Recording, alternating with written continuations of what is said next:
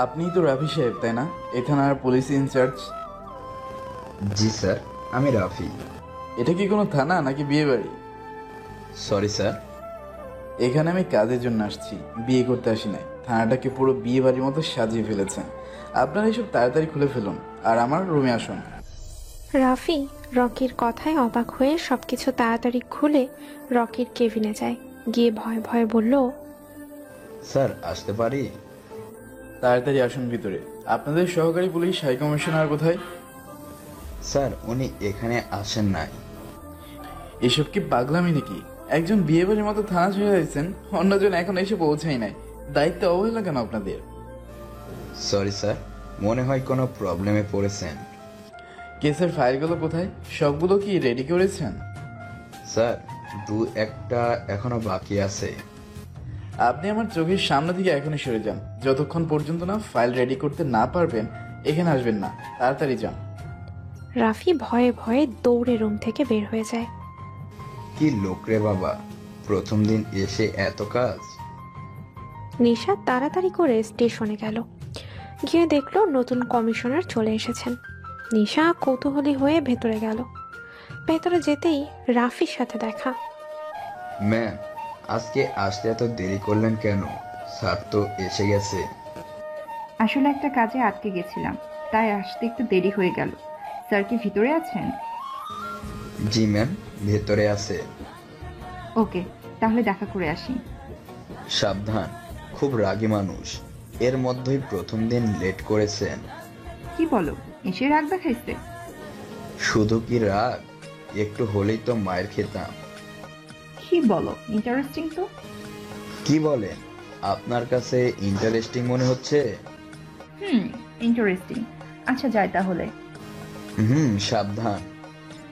নিশা রকির কেবিনের সামনে গেল।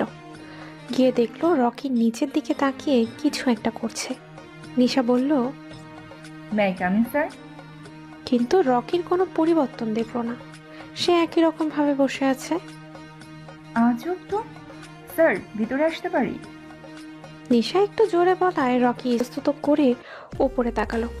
তাকাতেই চোখ আটকে গেল। অসম্ভব মায়াবী একটা চেহারা।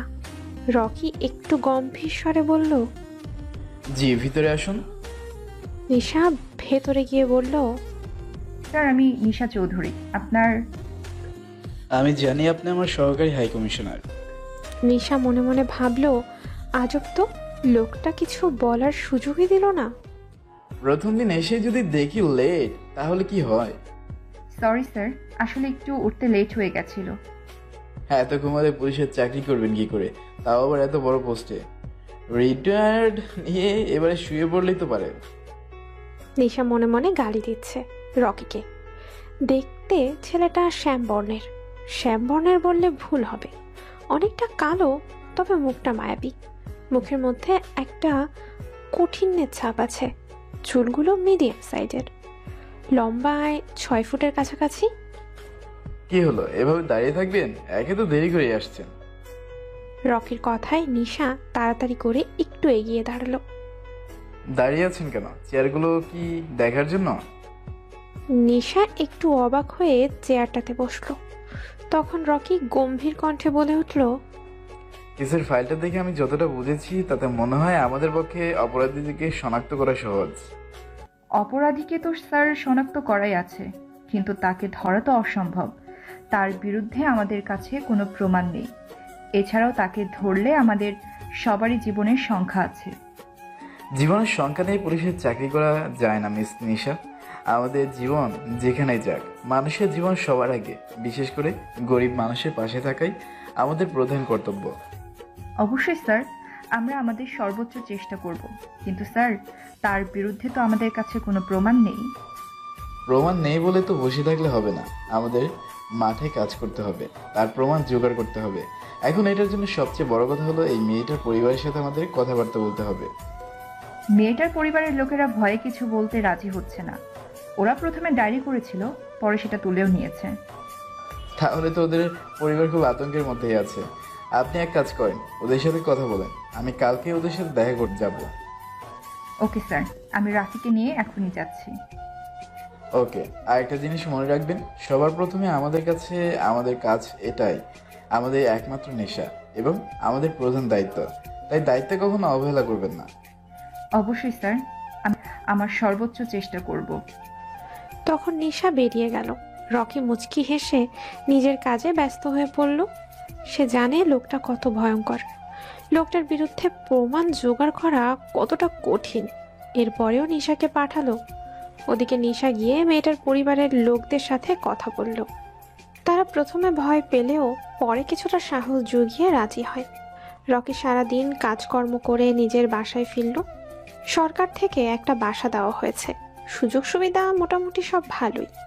সারাদিনের ক্লান্তি শেষে বিছানায় শুতেই ঘুমের রাজ্যতে পাড়ি জমালো রকি। আজকে সকালেরই ঘটনা। রকি গাড়িতে উঠছিল, সামনে 10টা মার্সিডিজ কার, পেছনে আরো 10টা। মাঝখানে কালো গাড়িটায় সে উঠে বসলো, চলতে শুরু করলো। গাড়ির বাইরের দিকটা মনে হচ্ছিল তাকেই বরণ করার জন্য প্রস্তুত করা হচ্ছে, কিন্তু রকির মনে শান্তি নেই। সে নতুন কাজে নতুন দায়িত্বের জন্য প্রস্তুত হচ্ছে, জানে না তার আগামী পথগুলো কেমন হবে। রকি আজ একটা পুলিশ স্টেশনের প্রধান হাই কমিশনার হয়ে একটা ভয়ঙ্কর মার্ডার কেসের তদন্ত করতে যাচ্ছে। এই জায়গাটা তার বড্ড পরিচিত। রাস্তার পাশের আবরিত মাঠগুলো তার খুব পরিচিত। গাড়িগুলো রাস্তার দিকে যখন যাচ্ছিল, চারদিক থেকে মানুষ শুধু ওই গাড়িগুলোর দিকেই তাকিয়েছিল রকিকে একটা নজর দেখার জন্য। কিন্তু রকির সেদিকে খেয়াল নেই। সে ব্যস্ত কেসের ফাইল নিয়ে, কি করে এটাকে সমাধান করা যায় এই চিন্তায়। রকির কথা ছিল আরও 1 মাস পরে জয়েন হবে এই স্টেশনে, কিন্তু 1 মাস আগেই জয়েন হয়ে গেল, কারণ মার্ডার কেসটা খুব ভয়ঙ্কর। এলাকার চেয়ারম্যানের ছেলে একটা মেয়েকে রেপ করে মেরে ফেলেছে, কিন্তু তার কোনো শাস্তি হচ্ছে না, কেননা যত অফিসারই আছে সবাই টাকার কাছে বিকৃত, কিংবা চেয়ারম্যানের ভয়ে কিছু করতে পারছে না। কিন্তু রকি এসবের তোয়াক্কা করে না, সেই কেসটা নেবেই। অনেকেই বলেছিল এই কেসটা না নিতে, এতে জীবনের ঝুঁকি আছে, কিন্তু রকি এসব শোনেনি। কারণ দেশের গরিব মানুষের আজ বঞ্চিত, নির্যাতিত, নিপীড়িত যেমন সে একদিন ছিল। এই কেসটা নেওয়ার পেছনে সবচেয়ে বড় কারণ হলো রকির জীবনেও এর সাথে জড়িত। ভাবছেন কিভাবে? রকির জীবনের ভয়ঙ্কর কিছু অতীত তাকে তাড়া করে বেড়ায়। সেই অতীত প্রতি মুহূর্তে তাকে জ্বালিয়ে পুড়িয়ে শেষ করে দেয়। অবাক করা কথা হলো, রকি যে স্টেশনে যাচ্ছে সেখানে তার বাড়ি স্টেশনের পাশেই একটা ছোট্ট গ্রামে। তার জন্ম সেখানেই, কিন্তু এক ভয়ঙ্কর অতীতের কারণে তাকে ছেড়ে যেতে হয় এই গ্রাম, ছেড়ে চলে যেতে হয় শহর। আজ যখন ফিরে আসছে তখন গ্রামের সবাই, এলাকার সবাই তাকে বরণ করে নিচ্ছে। কত বড় আয়োজন, কত লোক, কিন্তু আজ থেকে 5 বছর আগে এই গ্রাম থেকেই তাকে অপমানিত হয়ে চলে যেতে হয়েছিল। ভয়ঙ্কর এক স্মৃতি নিয়ে, ভয়ঙ্কর এক অতীত নিয়ে সবই জানতে পারবেন আস্তে আস্তে। গল্পটার সাথেই থাকুন। ওদিকে পুলিশ স্টেশনে যাওয়ার জন্য প্রস্তুত হচ্ছে নিশা। আজকে তাদের অফিসের নতুন হাই কমিশনার আসবে। সে এখনও জানে না লোকটি দেখতে কেমন বা লোকটির চরিত্র কীরকম, কিন্তু তার সহযোগী হিসেবে যখন আসছে তখন তার সাথে কাজ করতে হবে। তাই এ বিষয় নিয়ে নিশা খুব এক্সাইটেড। তাড়াতাড়ি করে রেডি হয়ে নিচে নামলো। তার মা তখন সেখানে প্রস্তুত ছিলেন।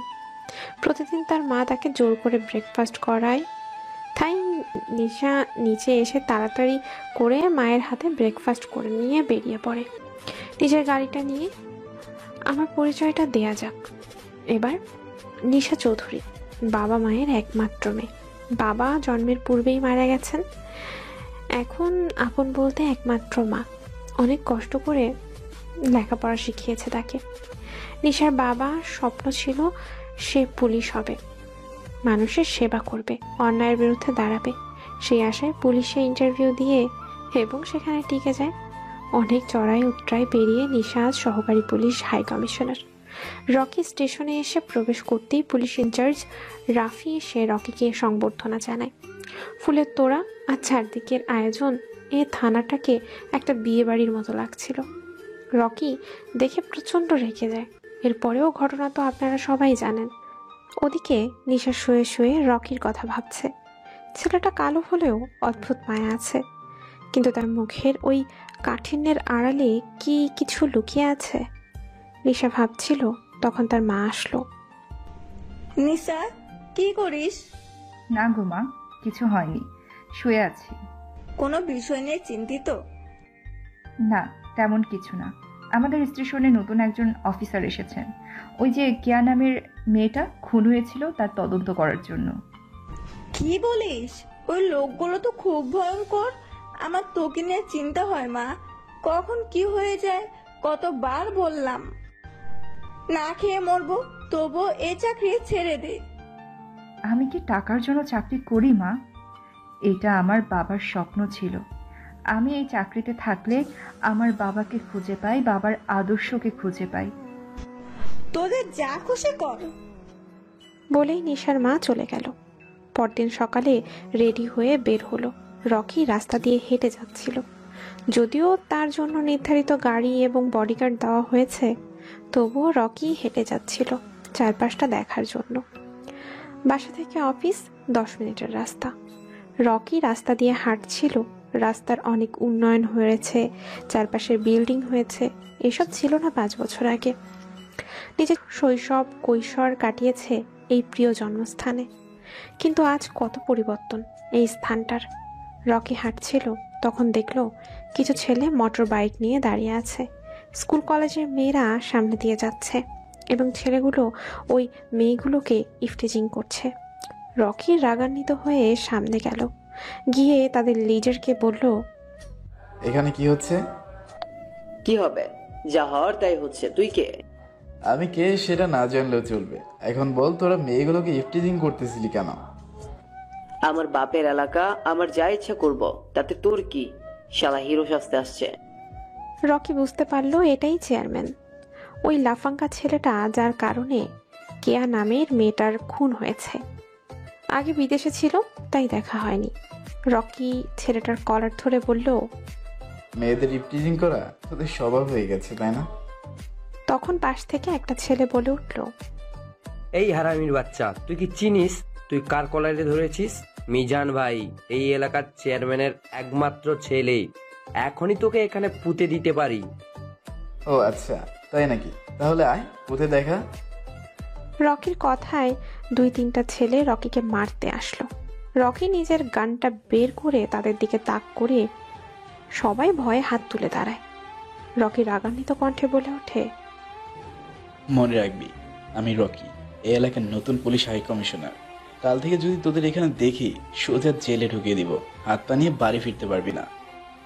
সবাই পালিয়ে যায়। মিজান পেছনে ফিরে বলে, মনে রাখবি অফিসার, এই ব্যবহারের সুদ আমি নিবই। কাল বাবাকে নিয়ে আসবো, তখন দেখবি কত ধানে কত চাল। তোর বাবা কেন, তোর বাবার বাবা আসলে এই রকি কিছুই করতে পারবে না। রকি আস্তে আস্তে থানার দিকে যেতে শুরু করে।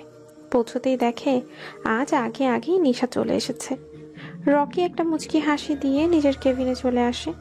ওদিকে নিশা এখন এই প্রথম রকিকে হাসতে দেখে অসম্ভব খুশি হয়। অসম্ভব সুন্দর তার হাসি। যদি সব সময় এরকম হাসি খুশি থাকতো তাহলে কতই না ভালো হতো, কিন্তু আসলে একটা রাগী বাদর এটা। নিশা রকির পেছন পেছন তার কেবিনে যায়। তখন রকি বলে ওঠে, আচ্ছা মিস নিশা, আপনি কি কথা বলছিলেন ওদের সাথে? জি স্যার, ওরা রাজি হতে চায়নি, পরে আমরা জোর করে রাজি করাইছি। আপনি কি এখনই যাবেন? একটা ফাইল দেখছি, 10 মিনিট পর যাচ্ছি। আপনি গাড়ি রেডি হন। ওকে স্যার, আমি এখনই তৈরি করছি সব, আপনি শেষ করে আসুন। ওদিকে বাসায় ফিরে মিজান চিৎকার করা শুরু করে। তার চিৎকার শুনে তার বাবা কবির খান নিচে নেমে আসেন। কি হয়েছে, এভাবে চেঁচাচ্ছিস কেন?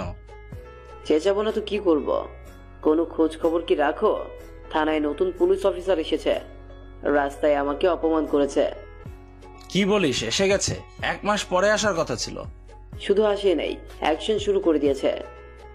আরে এসব নিয়ে চিন্তা করিস না, প্রথম প্রথম এরকম সবাই করে, পরে আসল জিনিস জায়গা মতো পেয়ে গেলে শান্তি হয়ে যায়। আমার কেন জানি মনে হচ্ছিল ওই অফিসারটা অন্যদের মতো না। চিন্তা করিস না, কাল সকালেই দেখা করব, জায়গা মতো দিব, শান্ত হয়ে যাবে। এখন গিয়ে রেস্ট নে। আচ্ছা ঠিক আছে, তবে বন্ধুদের সামনে আমার কলার ধরেছে, তার শাস্তি ওকে পেতেই হবে। সব হবে, সবুর কর। ওদিকে নিশা অনেকক্ষণ ধরেই গাড়িতে বসে আছে। রকির কোনো খোঁজ খবর নেই। কিছুক্ষণ পর রকি আসলো, এসেই কিছু না বলে উঠে বসলো। নিশা ড্রাইভ করতে শুরু করলো। রকি চুপচাপ বসে আছে। রকি নীরবতা ভেঙে বলে উঠল, তা মিস নিশা, আপনার বাসায় কে কে আছে? কাজের বাইরে এই প্রথম কোনো কথা বলল রকি। নিশা অবাক হয়ে জবাব দিল, আমি আর মা। কিন্তু আপনার বাবা? আমার জন্মের আগে মারা গেছে। সরি, আমি বুঝতে পারিনি। সমস্যা নেই, কিন্তু আপনার ফ্যামিলিতে কে কে আছে? এই পুরো দেশ আমার ফ্যামিলি। তার মানে? আমার বাবা মা খুন হয়েছেন, আর পরিবার বলতে শুধু আমি একা। আর আপনার ওয়াইফ? আসলেন আপনি, আমার মতো কালো ছেলেকে কে মেয়ে দিবে? কে বলেছে আপনি কালো? একটু শ্যাম বর্ণের, আর আপনার মতো যোগ্য পারফেক্ট মানুষ যে কোনো মেয়েকে মুগ্ধ করতে পারত। এসব শুধু ফিল্মে বা নাটকেই মানায়, বাস্তবে নয়। বাস্তবে সবাই চায় সুন্দর, সবাই সুন্দরের পিছনেই ঘুরে। সব মানুষ কিন্তু সমান নয়। তা ঠিক। আপনার বাবা মাকে কে খুন করলো? এইসব বিষয় নিয়ে আমি কথা বলতে চাই না। Sorry sir. হ্যাঁ, আর কত দূর?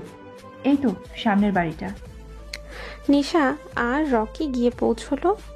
রকি ঘরে ঢুকতেই মেয়েটার বাবা কিছুটা আশ্চর্য হয়ে বলেন, আরে তুমি আমাগো রফিক মিয়ার ছেলে নীরব না? রকি মুচকি হাসি দেয়। যাক, লোকটা চিনতে পারছে। রকি বাড়িটার সামনে নামতেই চিনতে পারল এটা তার বাবার বিশ্বস্ত কর্মচারী সেলিম আঙ্কেলের বাসা। জি আঙ্কেল, আমি নীরব। কেমন আছেন? সেলিম আঙ্কেল কান্না মিশ্রিত কণ্ঠে বলেন, ভালো থাকি কি করে বাবা? এক জানোয়ার একে একে আমার সবাইকে ধ্বংস করে দিয়েছে। প্রথমে সাহেবকে, আর তোমার আম্মুকে, এরপর তোমার সাথে এরকম জঘন্য একটা কাহিনী করলো। এখন আমার মেয়েটার জীবন ধ্বংস করে দিল।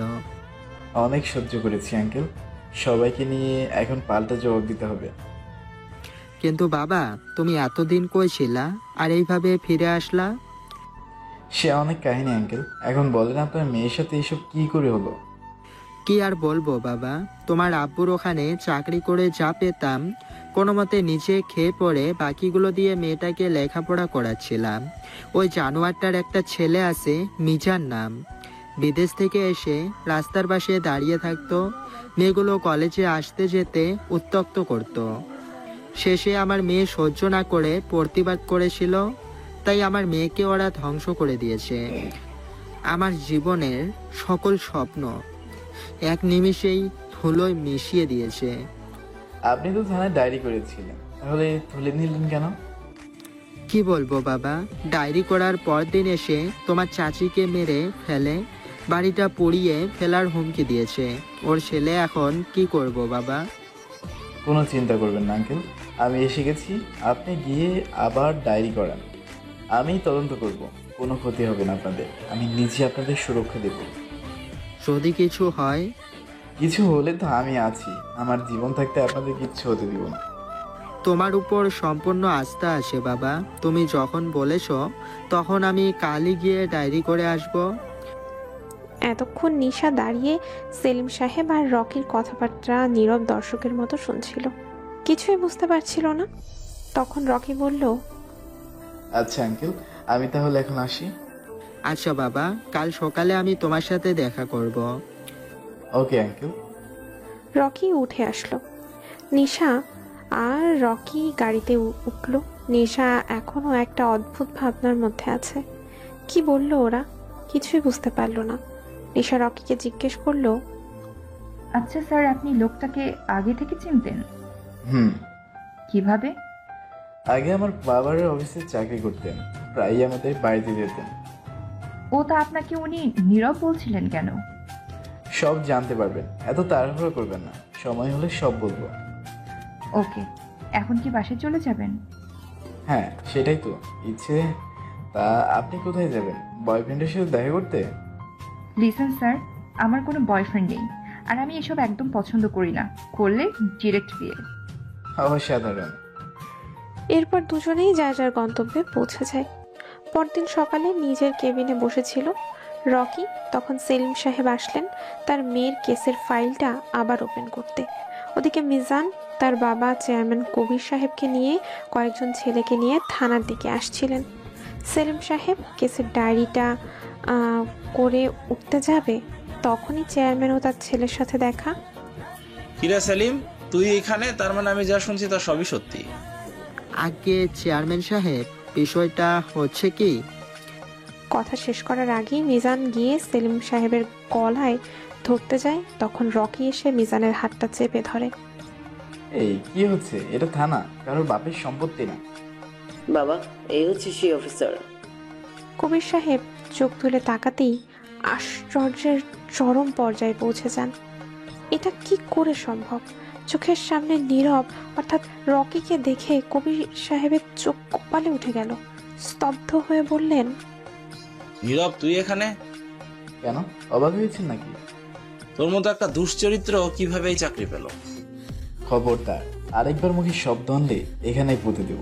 আগের নীরব আর এই রকির মধ্যে অনেক পার্থক্য রয়েছে। কি বলছিস? ভেবে বলছিস তো? ভুলে যাস না ওই দিনগুলোর কথা। আমি ভুলিনি, আপনিও ভুলবেন না। প্রতিটা মুহূর্তে হিসাব আমি নেব, প্রতিটা সেকেন্ডের মূল্য আপনাকে দিতে হবে। পুলিশের চাকরি পেয়ে নিজেকে বড় ভাবিস না। এই কবির চৌধুরীর সামনে তুই এখনো বাচ্চা। আমি নিজেকে বড় ভাবছি না, তোর জম ভাবছি। তুই আমাকে মারবি, ধ্বংস হয়ে যাবি। তোর বাবাই তো চেয়েছিল। তো দেখ, আচ্ছা কবরের ভিতর, আর আমি এলাকায় রাজত্ব করে বেড়াচ্ছি। রকি আর থাকতে পারল না, দৌড়ে গিয়ে কবির চেয়ারম্যানের গলা চেপে ধরল। নিশা সেখানেই ছিল, গিয়ে রকিকে সরানোর চেষ্টা করছে, কিন্তু রকি নিজের সর্বোচ্চ শক্তি দিয়ে চেয়ারম্যানের গলা চেপে ধরেছে। নিশা জোর করে রকিকে ছাড়িয়ে আনে। তুই খুব ভুল করলি রে, নীরব, ধ্বংস হয়ে যাবি। আমি তো এমনিতেই ধ্বংস হয়ে গেছি, নতুন করে কি ধ্বংস হব? এখন তোকে ধ্বংস করেই আমি শান্ত হব। তুই আমাকে ধ্বংস করবি? তোর মতো একটা ধর্ষক আমাকে ধ্বংস করবে? হাসালি বেটা, হাসালি। ধর্ষক এই কথাটা শুনে নিশার পায়ের তলার মাটি সরে গেল। কি বলল লোকটা? তার মানে কি রকি স্যার কোনো মেয়ের ক্ষতি করেছে? নিশা এসব ভাবছিল, তখন কবির চিৎকার করে বলল, মিজান, তুই চলে আয়, ওর সময় এসেছে ওর বাবার কাছে যাওয়ার। আর সেলিম, তুই খুব বড় ভুল করলি। এই ছেলেটা পাল্লার পরে তুই বড় ভুল করলি। তোকেও শেষ হয়ে যেতে হবে, তোর বাবা মার ভালোবাসার মতো। বলেই চেয়ারম্যান বেরিয়ে গেল। ওদিকে সেলিম সাহেব ভয়ে কাঁপতে লাগলেন। রকি গিয়ে সান্ত্বনা দিল, দুজন পুলিশ অফিসার গিয়ে বাড়ি পাঠিয়ে দিল। সেলিম আঙ্কেলকে বাড়ি পাঠিয়ে নিজের কেবিনে গিয়ে বসলো রকি। নিশাকে নিজের কেবিনে ডাকলো। নিশা গিয়ে কেবিনে চুপচাপ দাঁড়িয়ে রইল। রকি বলে উঠল, মিস নিশা, কালকে আমাদের অ্যাকশনে নামতে হবে। এখন আমাদের কাছে কেসের ডায়েরি আছে, বাদীপক্ষ মামলা করেছে, এখন আমাদেরকে তদন্ত করতে হবে। ওকে স্যার, আমরা কাল থেকে কাজ শুরু করব। নিশা কেমন জানি অদ্ভুতভাবে দাঁড়িয়েছিল, অদ্ভুতভাবে কথা বলছিল। এটা রকি খেয়াল করলো। তখন নিশাকে বলল, মিস, আপনার কি কিছু হয়েছে? জি না স্যার, কিছু হয়নি। তাহলে এভাবে অদ্ভুতভাবে দাঁড়িয়ে আছেন কেন? বসুন। স্যার, আমি আর চাকরি করব না, কালকে আমি চাকরি ছেড়ে দিব। চাকরি ছেড়ে দেওয়ার কথা শুনে রকি কিছুটা অবাক হয়। অদ্ভুত চোখে প্রশ্ন করে, কেন মিস নিশা, চাকরি ছেড়ে দিবেন কেন? কি হয়েছে? কিছু হয়নি স্যার, চাকরি করতে ভালো লাগছে না। কিছু তো একটা হয়েছে, বলো আমাকে। স্যার, আমি আপনাকে একটা কথা জিজ্ঞেস করি, মাইন্ড করবেন না? কি কথা বলেন? লোকটা আপনাকে ধর্ষক বলে গেল কেন? নিশার কথায় রকি কিছুটা চমকে যায়, একটু অপ্রস্তুত হয়ে উত্তর দেয়, ওর কথার কারণে কি আপনি চাকরিটা ছেড়ে দিতে যাচ্ছেন? স্যার, মিথ্যা বলবো না, সত্যি বলতে আমি কোনো ধর্ষকের সাথে কাজ করতে রাজি নই। নিশা লক্ষ্য করলো রকির চোখে জল টলমল করছে। রকি একটু গম্ভীর কণ্ঠে বলল, আপনি এখানে চুপ করে বসুন। আমি কোনো মেয়ের জীবন নষ্ট করিনি, আমাকে ভাসানোর হয়েছে। আমার এক ভয়ঙ্কর অতীত আছে, আমি তা কারোর সাথে শেয়ার করিনি। আমার মিশ্রিত চেহারার পিছনে আরেকজন ভেঙে যাওয়া মানুষ আছে, আর একজন মরে যাওয়া মানুষ আছে। মানুষ তো শুধু উপরেরটাই দেখে। রকির কথায় নিশি অবাক হয়ে বলল, অতীত চুপ করে ধরে রাখলে কষ্ট পেতে হয়, তা কারোর সাথে শেয়ার করুন, শেয়ার করলে কষ্ট কম লাগে। কাহিনী অনেক লম্বা, আপনার কি শোনার সময় হবে? আমি আছি, আপনি বলেন। তাহলে তো চেয়ারটাই বসুন। নিশা গিয়ে চেয়ারটাতে বসলো। তখন রকি কিছুটা গম্ভীর কণ্ঠে বলতে আরম্ভ করলো, ফ্ল্যাশব্যাক। নীরব শুয়েছিল, তখন তার মা এসে ডাক দিল। নীরব, ওঠ বাবা, কত সকাল হলো। তোর বাবা সেই সকালে বেরিয়ে গেছেন দোকানে। কলেজ যখন বন্ধ তখন বাবার সাথে তো একটু সাহায্য করলেও তো পারিস। নীরব ঘুম ঘুম কণ্ঠে বলে উঠল, একটু পর উঠছি মা, তুমি এখন যাও। উঠবি নাকি উপরে পানি ঢেলে দেব? এই না, উঠছি। নীরব গোমরা মুখ করে উঠে গেল। উঠে গিয়ে ফ্রেশ হয়ে বাইরে চলে গেল। তার মা ভাবছে তার বাবার কাছে দোকানে গেছে, কিন্তু নীরব তার বন্ধুদের সাথে মাঠে ক্রিকেট খেলছে। ওদিকে নীরবের বাবা একটা বড় দোকানের মালিক। সব মিলিয়ে মধ্যবিত্ত পরিবার খুব সুখ শান্তিতেই তাদের দিন কাটাচ্ছিল। নীরবের বাবা দোকানে বসে তার কর্মচারী সেলিম মিয়াকে বললেন, দেখো আমার ছেলেটার কাণ্ড। তার মাকে বলে এসেছিলাম তাকে দোকানে পাঠাতে। আমি কিছু মালামাল আনতে একবারে শহরে যাব, কিন্তু দেখো তার কোনো খোঁজ নেই। এখনকার ছেলে মেয়ে কাজ করতে চায় না। আমারই মেয়ে সারাদিন ফোনের মধ্যে সিনেমা দেখে কলেজ বন্ধ হওয়ার পর বিগড়ে গেছে। নীরবের বাবা নীরবের মাকে কল করলো। হ্যালো, কি হয়েছে? তোমার ছেলে কই? কেন, ও তো প্রায় 1 ঘন্টা আগে বাইরে গেছে তোমার দোকানে যাবে বলে। ও কি দোকানে যায়নি? নবাব কি আর দোকানে আসবেন? তিনি হয়তো তার বন্ধুর সাথে কোথাও ঘুরতে চলে গেছে। এমন ছেলে জন্ম দিয়েছো যে না শুনে কোনো কথা আর না কোনো কাজকর্ম করে। খবরদার, আমার ছেলেকে নিয়ে একটাও বাজে কথা বলবে না। তুমি তোমার ছেলেকে নিয়ে আসমানে চলে যাও। হ্যাঁ, চলে যাব, রাখো ফোন। তোমার সাথে কথা বলাই আমার ভুল। নীরবের বাবা রাগ করে সেলিম সাহেবকে দোকানে বসিয়ে বের হয়ে যাবে, তখনই এলাকার লাফাঙ্গা ছেলে বাবলু আসলো। বাবলু চেয়ারম্যানের খাস লোক, সকল অনৈতিক কাজের মধ্যেই থাকে। কিরে রফিক সাহেব, কতবার বললাম দোকানটা তুলে নিতে, কিন্তু আপনি তো কোনো কথাই শুনছেন না। মরার ভয় নেই? আমি কেন আমার দোকান তুলবো? আমার নিজের জায়গায় আমি দোকান দিই। আর মরার ভয় সবারই আছে, মরতে তো একদিন হবেই। আমি আমার দোকান কিছুতেই তুলবো না। কেন শুধু শুধু ঝামেলা করছেন? চেয়ারম্যানের সাথে কেন লাগতে আসছেন? জানেনই তো, চেয়ারম্যানের সাথে লাগতে যে আসে তারই অবস্থা ভয়ঙ্কর হয়। তাই ভালোই ভালোই বলছি, আপনি ভালো মানুষ, দোকানটা তুলে নিন, না হলে চেয়ারম্যানের হাতে মরতে হবে। তোমার যা ইচ্ছে তাই করো, আমি কিছুতে আমার দোকান তুলবো না। বলেই নীরবের বাবা বেরিয়ে গেলেন। ওদিকে বাবলু চেয়ারম্যানের কাছে ফিরে যেতেই চেয়ারম্যান বলল, রফিক নামক লোকটা কি মেনেছে ওর দোকানটা তুলবে নাকি তুলবে না? জি না চেয়ারম্যান সাহেব, লোকটা খুব জেদি, কিছুতেই তার দোকান তুলতে রাজি হচ্ছে না। কি বলিস? এই কবির এই চেয়ারম্যানের কথা মানলো না, ওর কি মরার ভয় নেই?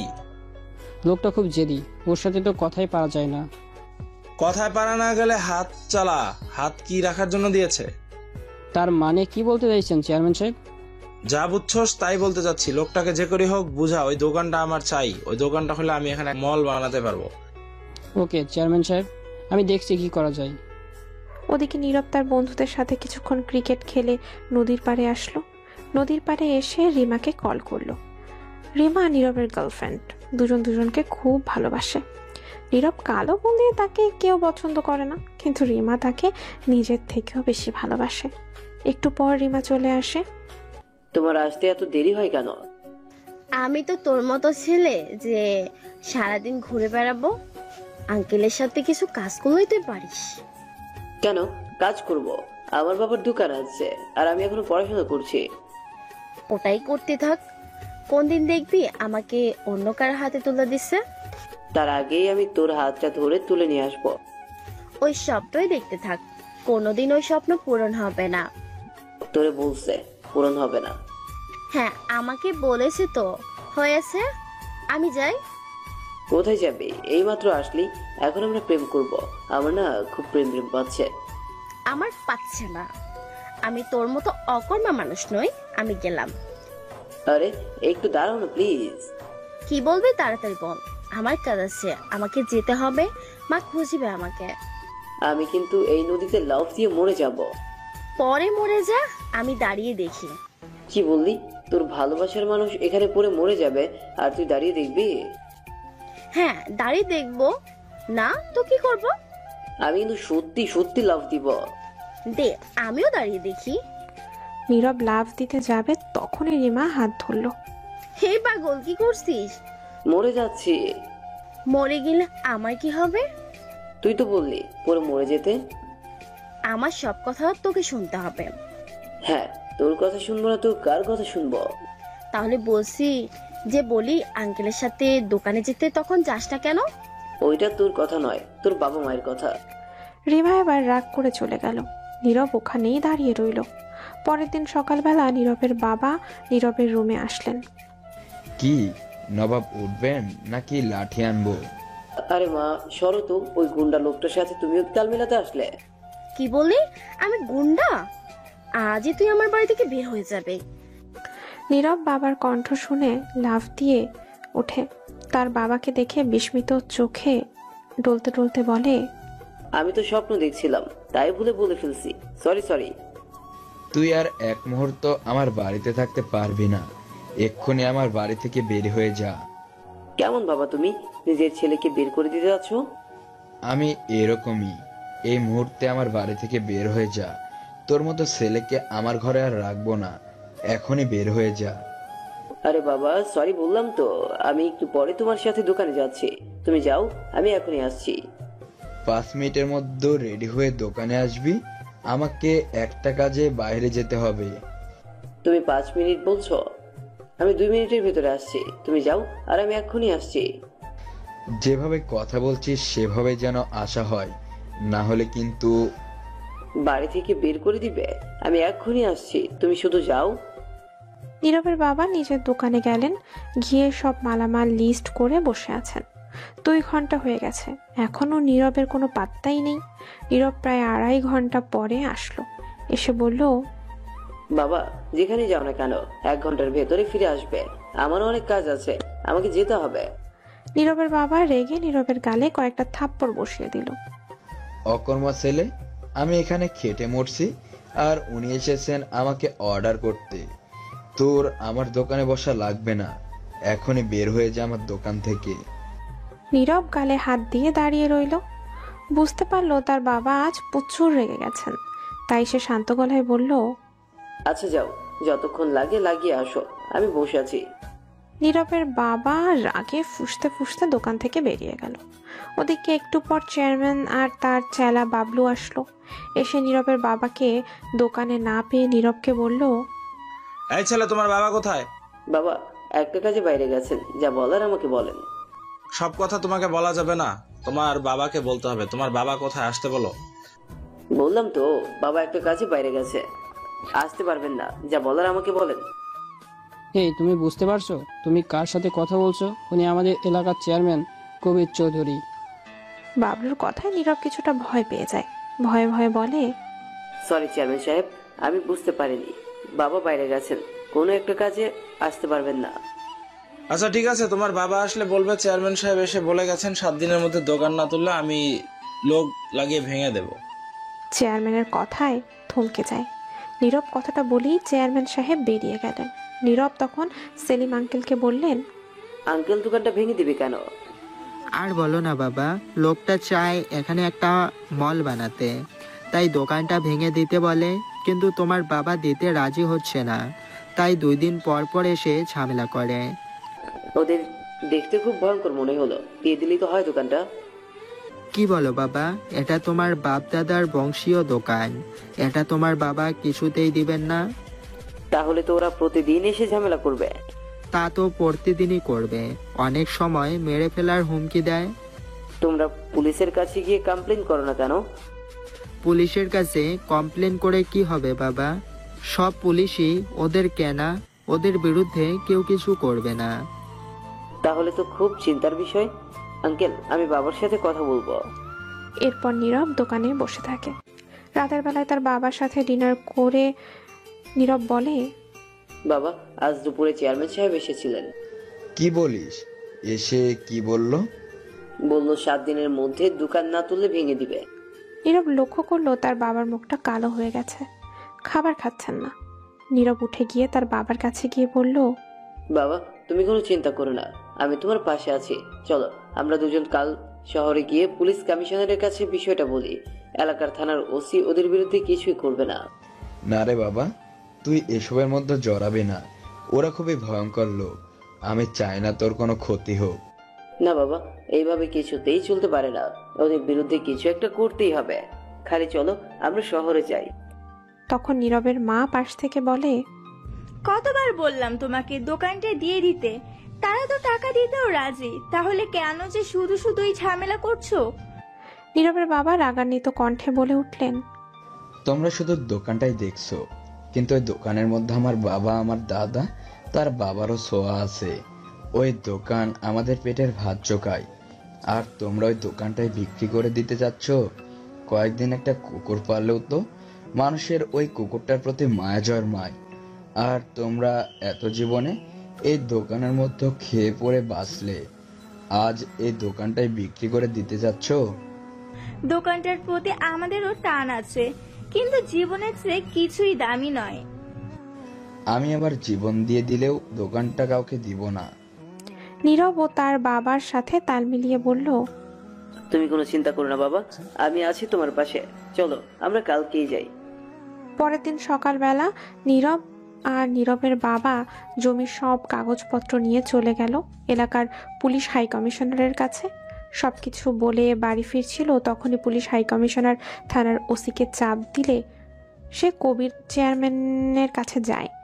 তখন তার ড্রয়িং রুমে বসে চা খাচ্ছিলেন। থানার ওসিকে দেখে বললেন, কি ব্যাপার ওসি সাহেব, এমএসএ কি 10 দিনে পেমেন্টের টাইম হয়ে গেল? ওসি চিন্তিত কণ্ঠে বলল, চেয়ারম্যান সাহেব, একটা ঝামেলা হয়ে গেছে। রফিক সাহেবের আপনি যে দোকানটা নিতে চাচ্ছেন, ওই দোকানটা নিয়ে। কি ঝামেলা হয়েছে? রফিক সাহেব, কালকে পুলিশ হাই কমিশনারের কাছে গিয়ে আপনার নামে তো নালিশ করে এসেছি। এখন আমার হাতে কিছুই নেই, আমাকে আমার কাজ করতে হবে। তার মানে কি বলতে চাইছো? প্রতি মাসে আমার কাছ থেকে তাহলে কেন টাকা নাও, যদি এরকম একটা সামান্য সমস্যার সমাধান করতে না পারো? দেখুন চেয়ারম্যান সাহেব, আমার হাতে এখন কিছুই করার নেই, সব উপর মহলে চলে গেছে। বুঝতে পেরেছি, তোদের মতো কুকুর পেলে আমার কোনো লাভ নেই। এখন যা করা আমাকেই করতে হবে। ওদিকে শহর থেকে ফিরে নীরব নীরবের বাবাকে বাড়ি পাঠিয়ে নিজের দোকানে যায়। দোকানে যেতেই রিমার কল। কিরে, আমাকে ভুলে গেলি? একটা কল পর্যন্ত করলি না? না রে, একটু ঝামেলায় ছিলাম, তাই কল করতে পারিনি। কি ঝামেলা? ওই বাবার দোকানটা নেই, আমি এখন দোকানে বসে আছি। কি বললি, সত্যি? হ্যাঁ, সকালে শহরে গিয়েছিলাম, গিয়ে চেয়ারম্যানের নামে নালিশ করে এসেছি। ওরা কিন্তু খুব ভয়ঙ্কর লোক, তুই খুব সাবধানে থাকবি। তুই কোনো চিন্তা করিস না, বাবা মার দোয়া আর তোর ভালোবাসা যতদিন আমার সাথে আছে, আমার কিছুই হবে না। ঠিক আছে, এখন মনোযোগ দিয়ে দোকানদারি কর। আমি ফোনটা রাখছি। I love you. Love you too. Nirab ফোনটা রেখে দাঁড়াতে যাবে, ঠিক তখনই কেউ তার কলার চেপে ধরে। হারামির বাচ্চা, তোদের কত বড় সাহস, তোরা আমার বিরুদ্ধে পুলিশের কাছে কমপ্লেন করছিস? এখনই এই দোকান থেকে বের হয়ে যা, দোকানটা আমি এখনই ভেঙে দেবো। নীরব রাগী গলায় বলল, এলাকার চেয়ারম্যান হয়েছে বলে ভাববেন না সবার মাথা কিনে নিয়েছেন। আমি সবার মতো না যে প্রতিবাদ করব না। এটা আমার বাবার জায়গা, এখানে আমাদের দোকান থাকতে পারলে দোকান সরিয়ে দেখান। ও, তোরা প্রতিবাদ করতে শিখে গেছিস দেখি। সবার তোদের প্রতিবাদ না, তোদের মৃত্যুর কারণ হয়ে দাঁড়ায়। মৃত্যু সবার জীবনে আসে, আমরা মৃত্যুকে ভয় করি না, সত্যের পথে চলি। নীরব কবিরকে ধাক্কা দিয়ে বলে, এখনই আমার দোকান থেকে বের হয়ে যান। খুব বড় ভুল করলি রে, খুব বড় ভুল করলি। বলেই চেয়ারম্যান বেরিয়ে গেল। ওদিকে সারাদিন দোকানদারি করে নীরব রাতে বাসায় ফিরল, কিন্তু তার বাবা চিন্তা করবে ভেবে আর চেয়ারম্যানের কথা বলেনি। পরের দিন নীরবের বাবা দোকানে আসতেই সেলিম সাহেব নীরব এর কালকের ঘটনা সব বলে দেয়। নীরবের বাবা খুব চিন্তায় পড়ে যান, কি করবে তার ছেলেটার সাথে। এদিকে চেয়ারম্যান বাবলুকে নিয়ে আলোচনায় বসেছেন। ওদিকে বিকেলে নীরব দোকানে গিয়ে বাবাকে বাড়ি পাঠিয়ে দেয়। নীরব দোকানে বসে আছে, ওদিকে চেয়ারম্যান তার সব কিছু লোকজনদেরকে নিয়ে নীরবের বাড়িতে আসে নীরবের বাবাকে ধরার জন্য। নীরবের বাবা তখন টেবিলে বসেছিলেন খাবার খাওয়ার জন্য। যখনই বাড়িতে চিৎকার চেঁচামেচির আওয়াজ হয়, তিনি দৌড়ে যান, গিয়ে চেয়ারম্যানকে দেখে ভয় পেয়ে যান। চেয়ারম্যান নীরবের বাবার কলার চেপে ধরে বলে, তোদের বাপ ছেলেকে কতবার বলেছিলাম আমার সাথে লাগতে আসিস না, এখনো বলছি দোকানটা আমাকে দিয়ে দে, নইলে এখনই তোদের জীবন নিয়ে নেব। নীরবের বাবা কলার ছাড়িয়ে নিয়ে বলেন, আমার জীবন চলে গেলেও আমি কখনোই দোকান আপনাকে দেব না। এত বড় সাহস, তাহলে তোর জীবন দে। বলেই একটা চাকু নিয়ে চেয়ারম্যান নীরবের বাবার পেটে ঢুকিয়ে দেয়। নীরবের মা দৌড়ে এসে স্বামীকে এভাবে পড়ে থাকতে দেখে ধরতে যান। তখনই চেয়ারম্যান নীরবের মায়ের পেটেও ছুরিটা চালিয়ে দেয়। স্বামী স্ত্রী একসাথে মাটিতে লুটিয়ে পড়েন, আর চেয়ারম্যান তার সাঙ্গপাঙ্গ মিলে হাসতে শুরু করে। ভয়ঙ্কর হাসি দিয়ে বাড়ি থেকে বেরিয়ে যায়। রাতে নীরব বাসায় ফিরে তার মাকে ডাকে, কিন্তু মায়ের কোনো সাড়া শব্দ নেই। ঘরে ঢুকতেই নিজের বাবা মাকে এই অবস্থায় দেখে নীরব কান্নায় ভেঙে পড়ে, চিৎকার দিয়ে বলে, বাবা মা, তোমরা আমাকে কেন ছেড়ে চলে গেলে? তোমাদের কেমন করলো? ওই চেয়ারম্যানকে আমি কখনোই ছাড়বো না। নীরব নিজের বাবা মায়ের লাশের পাশে মরার মতো শুয়ে থাকে। নীরবের চিৎকার শুনে পাশের বাসা থেকে মানুষেরা চলে আসে। সবাই আফসোস করছেন নীরবের বাবা মায়ের জন্য। নীরব গিয়ে থানার ওসিকে জানায়। ওসি এসে তদন্ত করে, কিন্তু নীরব জানে সে কখনোই চেয়ারম্যানকে ধরবে না। নীরব পরের দিন সকালে বাবা মায়ের দাফন শেষ করে পুলিশ হাই কমিশনারের কাছে যায়, কিন্তু সেখানে গিয়েও সে নিরাশ হয়ে ফিরে আসে, কারণ চেয়ারম্যানের বিরুদ্ধে তার কাছে কোনো প্রমাণ নেই। নীরব কাঁদতে কাঁদতে বাড়ি আসে। বাড়িতে এসে একটা ছুরি নিয়ে চেয়ারম্যানের বাড়ির দিকে যায়। চেয়ারম্যান তখন নিজের বাড়িতে আনন্দের সাথে গল্পগুজবে ব্যস্ত ছিলেন। নীরবের চিৎকার শুনে বাইরে আসেন, এসে বলেন, এই ছেলে, কি হয়েছে? এখানে চিৎকার করছো? এটা ভদ্রলোকের বাড়ি, কোনো বস্তি নয়। নীরব তখন কোনো কথা না বলে চেয়ারম্যানের গলা চেপে ধরে, কিন্তু বাবলু এবং কয়েকজন ছেলে মিলে নীরবকে মেরে বাড়ি থেকে বের করে দেয়। নীরব এলাকার লোকজন নিয়ে চেয়ারম্যানের বিরুদ্ধে প্রতিবাদ করতে শুরু করে। তখন বাবলু চেয়ারম্যানকে বলে। চেয়ারম্যান তখন দুষ্টু একটা হাসি দিয়ে বলে, বাবলু, এ কবির কোনো কাঁচা খেলো না, তোদের একটা কাজ দিচ্ছি, তাড়াতাড়ি কর। ওই নীরব এলাকার যে ব্যাংকে চাকরি করে আরমানুর মেয়ের সাথে প্রেম করে, তোরা আরমানের মেয়েকে। বলেই সবাই উচ্চস্বরে হাসতে শুরু করে। সঙ্গে সঙ্গে বাবলু তার দলবল চলে যায় আরমানের বাড়িতে, গিয়ে রিমাকে তুলে আনে। আরমান সাহেব তখন ব্যাংকে ছিলেন, আর তার মা একটা স্কুলের শিক্ষকতা করতেন। রিমা তখন বাসায় একাই বসেছিল। হঠাৎ করে কারোর আগমনে সে চমকে যায়।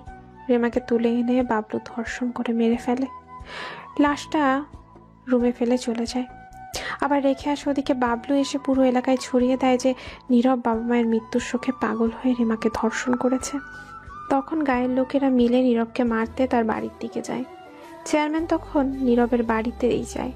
নীরব তখন বাসায় নিজের রুমে বসে কান্না করছিল। হঠাৎ করে এত লোকদের আগমন এসে অবাক হয়। দরজা খুলে চেয়ারম্যানকে দেখে নীরব ভয়ঙ্করভাবে রেগে যায়। হারামের বাচ্চা, তুই এখানে কি করিস?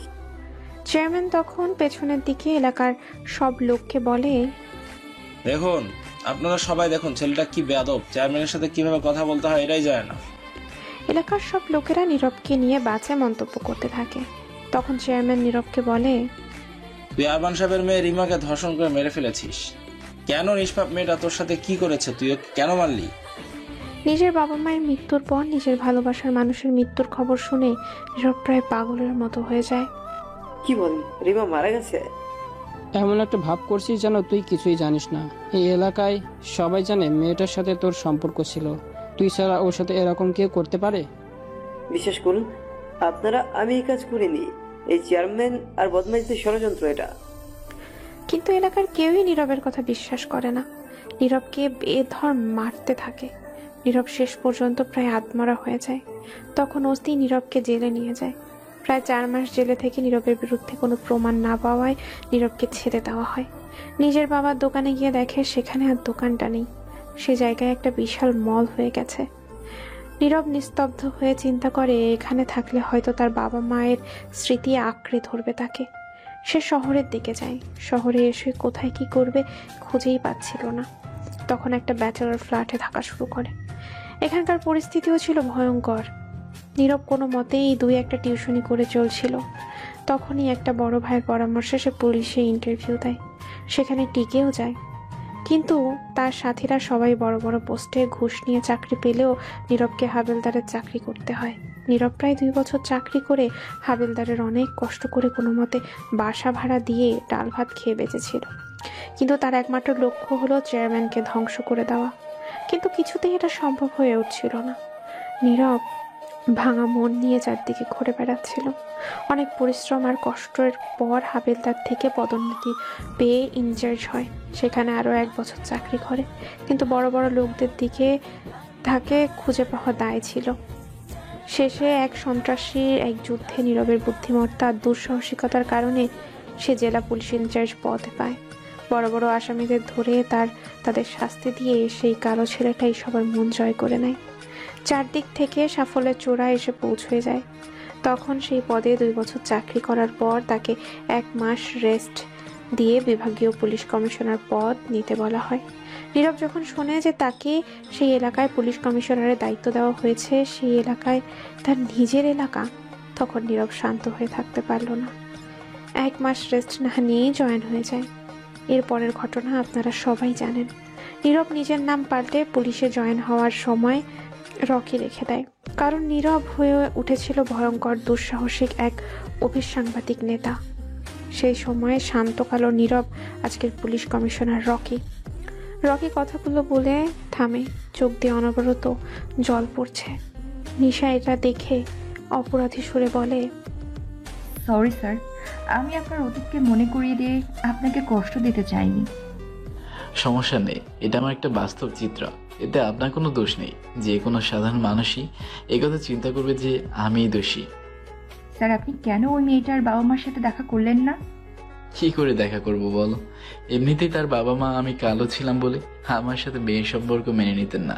এর মধ্যে মেয়ের ফোন বাবা মাকে একেবারে ধ্বংস করে দিয়েছিল। তাদের কথাও তো চিন্তা করা দরকার। তা ঠিক। আচ্ছা, তো বিকেলে প্রায় হয়ে গেল, এখন তো আমাদের ডিউটি শেষ, আপনি কি চলে যাবেন? নিশা খেয়াল করলো সে রকির কথা শুনতে শুনতে প্রায় 4 ঘন্টা কাটিয়ে ফেলেছে। অদ্ভুত চোখে রকির দিকে তাকালো। এই শক্ত কঠিন মানুষটার ভেতরেও একটা বাচ্চার মতো মন আছে, একটা হৃদয় আছে, কিন্তু সেটা প্রকাশ করা অসম্ভব।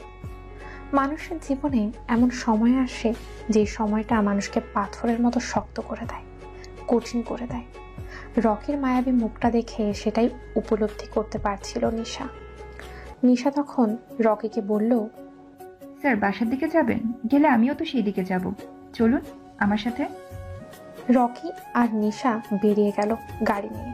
রকি ড্রাইভ করছিল।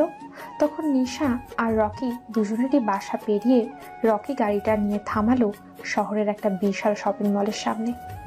নিশা কিছুটা অবাক হয়ে জিজ্ঞেস করলো, স্যার, এখানে কেন আনলেন? তোমাকে সরি, আপনাকে তুমি করে বলে ফেললাম। সমস্যা নেই স্যার, আপনি আমার সিনিয়র, বলতেই পারেন। আর আমি তুমি বলাতে কমফোর্ট ফিল করি। ওকে, এটাই হচ্ছে আমার বাবার সেই স্মৃতিমাখা দোকান, যার কারণে আমার বাবাকে প্রাণ হারাতে হয়, আমার বাবাকে প্রাণ হারাতে হয়, আমাকে এতিম হতে হয়, আমাকে সমাজের চোখে দর্শক হতে হয়। স্যার, বাবলুর কি হলো? ঠিক জানি না, তবে লোকের মুখে শুনেছি একটা মাদক পাচার চক্রের সাথে জড়িয়ে পুলিশের সাথে সংঘর্ষে মারা গেছে। ঠিক হয়েছে, ওর এটাই শাস্তি হওয়া দরকার ছিল। রকি নিশাকে সব ঘুরিয়ে দেখিয়ে নিজের বাসার কাছে আসে। তবে সেটা তার সরকার থেকে পাওয়া বাসা নয়, সেটা তার বাবা মায়ের স্মৃতি বিজড়িত সেই ছোট্ট কুড়ে ঘরে, যে ঘরে তার জন্ম হয়েছিল, তার শৈশব কেটেছিল, যে ঘরের সাথে তার জীবনের সব স্মৃতি জড়িয়ে আছে। এই সেই ঘর, ঘরের চারপাশটা মাকড়সার জালে ভর্তি। টিন সেটের ঘরটায় টিন ফুটো হয়ে গুদামের মতো করে পড়ে আছে। ঘরটার দিকে তাকিয়ে রকি নিজের চোখের অশ্রুগুলো বিসর্জন দেয়। অদ্ভুত মায়া জড়িয়ে আছে এই ঘরটার প্রতি। আজ 5 বছর পর নিজের ঘরকে দেখে রকি নিজেই চিনতে পারছিল না। রকি ঘরের ভেতরে প্রবেশ করলো, পেছন পেছন নিশাও আসলো। রকি ঘরের ভেতরে প্রবেশ করে প্রথমে নিজে বাবা মায়ের রুমে দিকে যায়। ঘরের খাটটা পোকায় ধরে মাটি হয়ে গেছে। চারিদিকে সেই নিস্তব্ধতা রকিকে আরো পুড়িয়ে দিচ্ছিল। নিজের বাবা মায়ের স্মৃতি জড়িয়ে থাকা জিনিসগুলো ছুঁয়ে দেখছিল, ধুলোবালি, জামা, বই, সবকিছু। নিজের বাবা মায়ের স্মৃতি জড়িয়ে থাকা জিনিসগুলোকে ছুঁয়ে দেখছিল। ধুলোবালি, জমা, বই, জামা কাপড় আর প্রয়োজনীয় জিনিসপত্র দেখে রকি মাটিতে বসে পড়ে।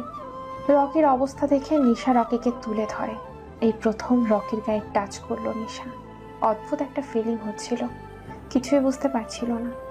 নিশা আর রকি কোনো মতে উঠে নিজের রুমে গেল। রুমে যেতেই রুমটার অবস্থা দেখে রকি অদ্ভুতভাবে তাকিয়ে থাকলো। কি ছিল তার রুমটা, আর কি হয়ে গেল? চারিদিকে তার ছড়িয়ে ছিটিয়ে থাকা কাপড় আর বই খাতা, এগুলো একই রকম আছে।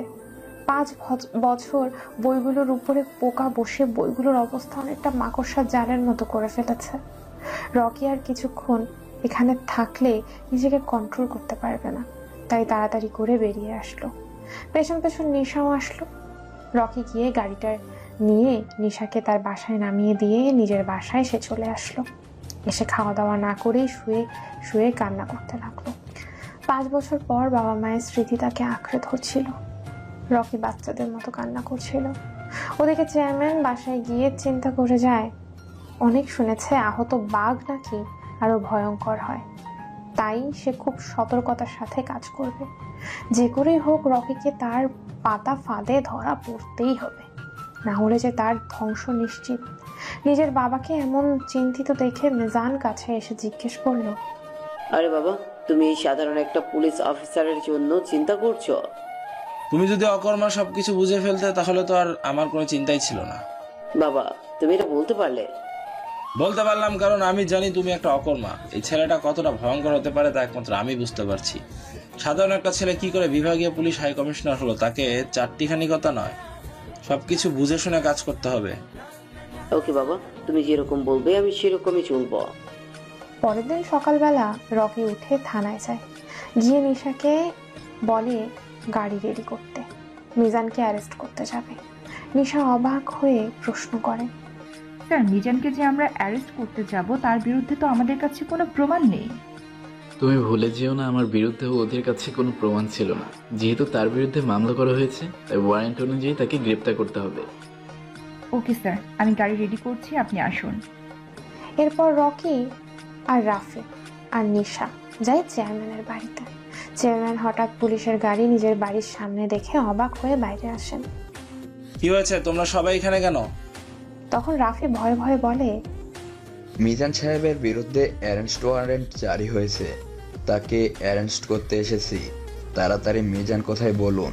কি বললে? আমার ছেলেকে অ্যারেস্ট করবে? কার এত বড় সাহস? এখানে সাহসের কি আছে? আপনার ছেলে অপরাধ করেছে, তাকে অ্যারেস্ট করতে হবে। এত কথা না বলে আপনার ছেলে কোথায় বলুন, না হলে আমরা ঘরে ঢুকতে বাধ্য হব। সাহস থাকলে আমার বাড়ির ভেতরে প্রবেশ করে দেখা। এতক্ষণ রকি দাঁড়িয়ে সবকিছু শুনছিল।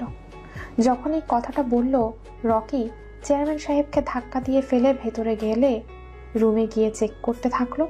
একে একে মিজান তখন নিজের বেডে শুয়েছিল। রকি গিয়ে লাথি দিয়ে বেড থেকে ফেলে দেয়। মিজান চমকে ওঠে। এই রাবিশ অফিসার, তুমি আমাকে লাথি মারলে কেন?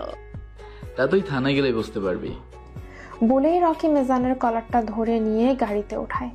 পেছন দিয়ে যে এগিয়ে ধরতে এসেছে রাফি আর নিশা, তাদেরকেও বেধড় পিটিয়েছে। আর আমির বাচ্চা, তুই আমার ছেলেকে অ্যারেস্ট করেছিস, তোর জন্য ভয়ঙ্কর একটা শাস্তি অপেক্ষা করছে। চেয়ারম্যান তাড়াতাড়ি করে মন্ত্রীর কাছে ফোন দেয়, কিন্তু মন্ত্রী জানায় তার থেকে রকির পাওয়ার অনেক বেশি, তাই সে আইন মন্ত্রীর কাছে কল করতে বলে। আইন মন্ত্রীর কাছে কল করে চেয়ারম্যান সবকিছু বললে তিনি দেখছেন বললেন। এর মধ্যে রকি মিজানকে নিয়ে সেলে বন্দি করে রাখে। মিস নিশা, আপনি একটা লাঠি রেডি করুন তো। ওকে স্যার, রেডি করছি। সামনে মাটিতে মিজান বসে আছে, পাশে বসে আছে রকি। রকি একের পর এক প্রশ্ন করেই যাচ্ছে মিজানকে, কিন্তু মিজান কোনো উত্তর দিচ্ছে না। তখন রকি লাঠিটা হাতে নিয়ে মিজানকে কয়েকটা আঘাত করে। মিজান সহ্য করতে না পেরে বলে, প্লিজ আমাকে আর মেরো না, আমি আর সহ্য করতে পারছি না, আমি সব বলছি। এই তো ভালো ছেলের মতো, বলে ফেলো কি কি করছো। মিজান ভয়ে ভয়ে বলতে শুরু করে, যখন কেয়া নামক মেয়েটা রাস্তা দিয়ে হেঁটে যেত, তখন আমরা কয়েকজন বন্ধু মিলে ওদেরকে ডিস্টার্ব করতাম। কিন্তু একদিন কেয়া নামের মেয়েটা কলেজের সব ছাত্রছাত্রী নিয়ে প্রতিবাদ করতে শুরু করে আমাদের বিরুদ্ধে, তাই আমি রেগে গিয়ে পরের দিন কলেজ থেকে ফেরার সময় ওকে তুলে নিয়ে ধর্ষণ করে মেরে ফেলি। কথাটা শোনা মাত্র রকি আরো জোরে জোরে মারতে শুরু করে মেজানকে। মেজান চিৎকার করছে। মেজানের চিৎকারে পুরো থানাটা কম্পিত হচ্ছে। আমি তো সব বলে দিলাম, তাহলে মারছো কেন? এগুলো হলো স্পেশাল ডোজ। খেলে মজা লাগবে। তখনই চৌধুরী সাহেব থানায় আসেন। এসে নিজের ছেলের এই অবস্থা দেখে তিনি চিৎকার করে বলেন, এই ছেলে, কতবার বলছি আমার ছেলেকে ছেড়ে দাও, না হলে কিন্তু তোমার জন্য অনেক বড় বিপদ অপেক্ষা করছে। রকি তখন মিজানকে আরো জোরে জোরে বাড়ি দিতে শুরু করে। মিজান চিৎকার করে বলে, বাবা তুমি আমাকে বাঁচাও, এই ছেলেটা আমাকে মেরে ফেলছে, প্লিজ আমাকে তুমি বাঁচাও। রকি, আর একটা বাড়ি তুমি আমার ছেলেকে দিয়ে মারো, তাহলে কিন্তু তোমার জন্য ঘোর বিপদ অপেক্ষা করছে। রকি তখন রাগান্বিত কণ্ঠে বলে, মিস নিশা, আপনি ওনাকে বলে দিন তার ছেলের উপর রিমান্ডের ওয়ারেন্ট এসেছে, তাই কর্তব্যরত কোনো অফিসারকে তার কাজে বাধা দেওয়ার অপরাধে তাকেও কিন্তু অ্যারেস্ট করতে পারি। একথা শুনে কবির চৌধুরী কিছুটা থমকে যান। থমকে গিয়ে বলেন, কে আমার ছেলের বিরুদ্ধে রিমান্ডের ওয়ারেন্ট জারি করলো? ওর বিরুদ্ধে কি কোনো প্রমাণ আছে? মিস নিশা, আপনি ওনাকে বলে দিন ওনার ছেলে নিজের মুখে সব স্বীকার করেছে, তাই আরেক মুহূর্তে যদি উনি এখানে দাঁড়ান তাহলে ওনাকেও কিন্তু আমি গ্রেপ্তার করতে বাধ্য হব। তুই কিন্তু খুব বড় ভুল করছিস, এর জন্য কিন্তু তোকে পস্তাতে হবে। তাই ভালো ভালো বলছি, ছেড়ে দে আমার ছেলেকে। মিস নিশা, আপনি ওনাকে গ্রেপ্তার করুন। কথাটা শুনে আবার পুরো কবির চৌধুরী থানা থেকে বেরিয়ে যান, আর রকি মিজানকে কয়েকটা আঘাত করে বেরিয়ে আসে। ওদিকে কবির চৌধুরী নিজের ছেলের এমন অবস্থা দেখে নিজের অবস্থার কথা চিন্তা করতে থাকেন। যদি কখনো তিনি ধরা পড়েন তাহলে এই ছেলেটা তাকে জ্যান্ত পুঁতে ফেলবে। তাই তিনি বারবার আইনমন্ত্রীর সাথে সুপারিশ করতে থাকেন। তখন আইনমন্ত্রী মিজানকে ছাড়ার সুপারিশনামা পাঠিয়ে দেন। চেয়ারম্যান সেটা নিয়ে চলে যায় থানায়। তখন রকি বসে ফাইলগুলো চেক করছিল। এই নিন অফিসার, আমার ছেলের মুক্তির জন্য আইনমন্ত্রীর কাছ থেকে সুপারিশপত্র, এখনই আমার ছেলেকে ছেড়ে দিন। রকি হাতে নিয়ে দেখে এতে লেখা আছে মিজানের বিরুদ্ধে কোনো প্রমাণ না থাকায় তাকে গ্রেফতার এবং রিমান্ডের সব ওয়ারেন্ট বন্ধ করা হবে এবং অবিলম্বে তাকে মুক্তি দিতে হবে। এটা দেখার পর রকি কাগজটা ছিঁড়ে ফেলে। এই ছেলেটা কি করলি? আমার এত কষ্ট করে আনা সুপারিশনামা তুই ছিঁড়ে ফেলে দিলি। তোর চাকরি কিন্তু থাকবে না, রাস্তায় বসতে হবে তোকে। আরে পাগল, এটাতে লেখা আছে তোর ছেলের বিরুদ্ধে কোনো প্রমাণ নেই, কিন্তু শোন তোর ছেলে কি স্বীকার করেছে। রকি নিজের ফোন থেকে একটা রেকর্ডিং চালু করে চেয়ারম্যানকে শোনায়। সেখানে স্পষ্ট মিজান সবকিছু স্বীকার করেছে।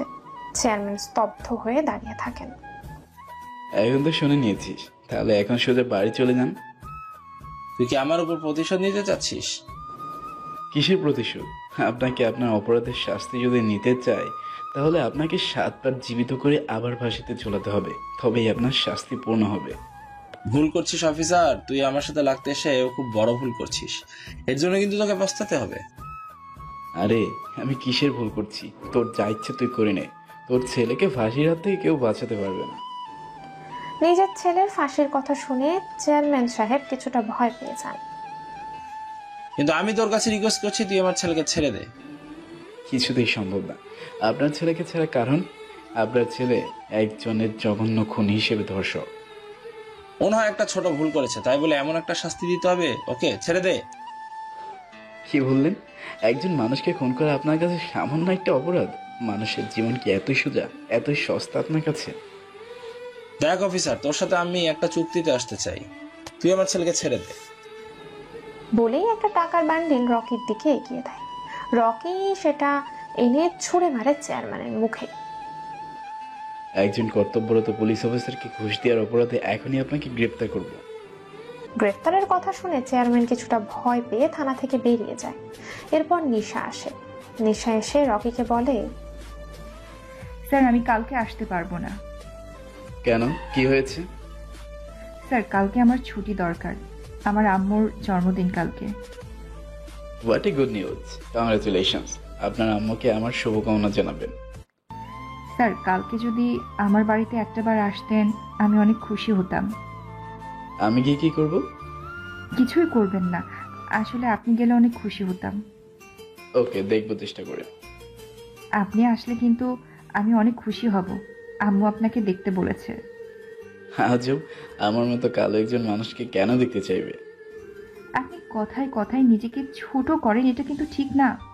আল্লাহ যাকে যেভাবে দিয়েছেন সে সেভাবেই সেই সুন্দর। তা তো ঠিক, কিন্তু তুমি অনেক সুন্দর করে কথা বলো। Thank you sir. ওয়েলকাম। এখন কি বাসায় চলে যাবে? জি না স্যার, এখন আম্মুর জন্য কিছু গিফট কিনে তারপর যাব। ওকে, তাহলে চলুন। স্যার আপনি যাবেন আমার সাথে? হ্যাঁ, যাওয়া যায়। Thank you so much sir. আরে, আপনি কথায় কথায় এরকম থ্যাংক ইউ করেন কেন? Sorry sir. আপনিও কি রাফি সাহেবের মতো এখন সরি স্যার বলা শুরু করবেন? নিশা হেসে আপনি বসুন বলে চলে গেল। রকি পেছন পেছন গেল। শপিং মলে ঢুকে নিশা শপিং করতে শুরু করে। ওদিকে নীল একটা শাড়ি দেখায়, চোখ আটকে যায়। সেই দোকানটাতে ঢুকে শাড়িটা নিয়ে আসতে যাবে, তখন আরেকটা শাড়ি নেয় নিশার মায়ের জন্য। নিশা তখন অন্য দোকানে ছিল। রকিকে শাড়ি কিনতে দেখে কাছে আসলো। নিশা জিজ্ঞেস করলো, স্যার দুইটা শাড়ি আপনি কার জন্য কিনলেন? একটা তোমার মায়ের জন্য আর একটা তোমার জন্য। শাড়িটা অনেক পছন্দ হয়েছে।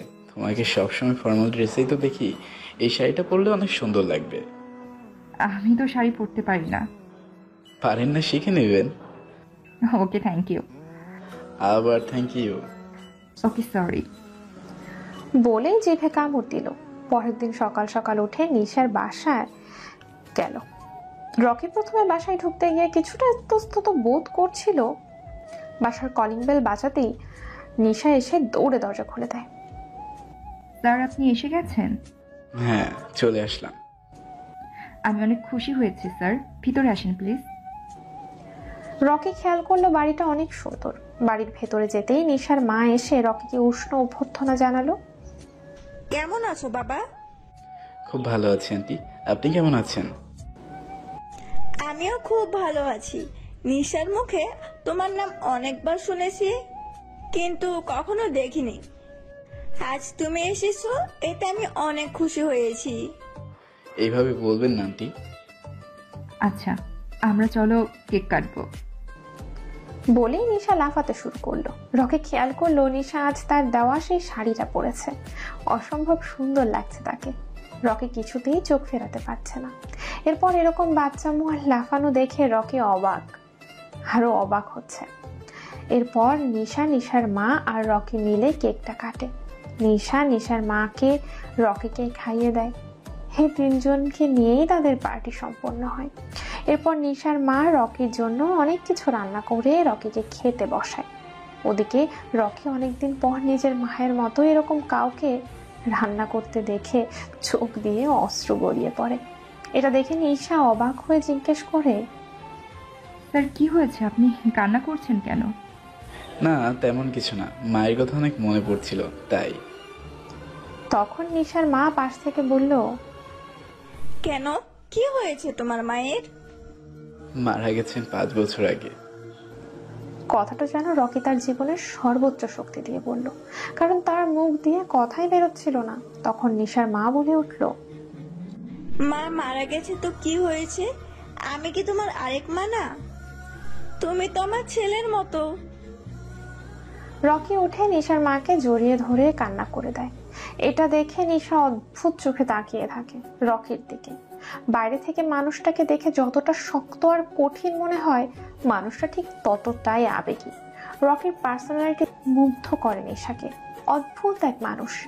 রকিকে এমন কাঁদতে দেখে নিশার মা বলে, পাগল ছেলে, এরকম কান্না করিস কেন? এবার কিন্তু বকা দিব। রকি নিশার মায়ের কথায় মুচকি হেসে খেতে বসে। রকির মা রকির প্লেটে বারবার খাবার তুলে দিচ্ছিল আর রকি না করছিল। এসব দেখে নিশা শুধু তাকিয়েছিল রকির দিকে আর মুচকি মুচকি হাসছিল। ওদিকে চেয়ারম্যান কি করবে বুঝতেই পারছিল না। সে তার মাস্টার প্ল্যান এবার ছাড়বে, তাই তার সব লোকদেরকে এক জায়গায় জড়ো করলো। ওদিকে রকি অনেকদিন পর নিজের পরিবারের মতো কাউকে পেয়ে অনেক খুশি হয়। আজকের দিনটা তার অনেক ভালো কেটেছে। তাই চলে আসার সময় নিশাকে বলে, অনেক ধন্যবাদ মিস নিশা, তোমার জন্য আমার জীবনের সেরা একটা দিন কাটালাম। বাবা মা মারা যাওয়ার পর 5 বছর এই প্রথম একটা ভালো দিন কাটালাম। অনেক অনেক ধন্যবাদ এত সুন্দর একটা দিন উপহার দেওয়ার জন্য। এখন আপনি আমার মতো শুধু থ্যাংক ইউ করছেন কেন? আচ্ছা ওকে সরি। রাফি সাহেবের মতো শুধু সরি বলছেন।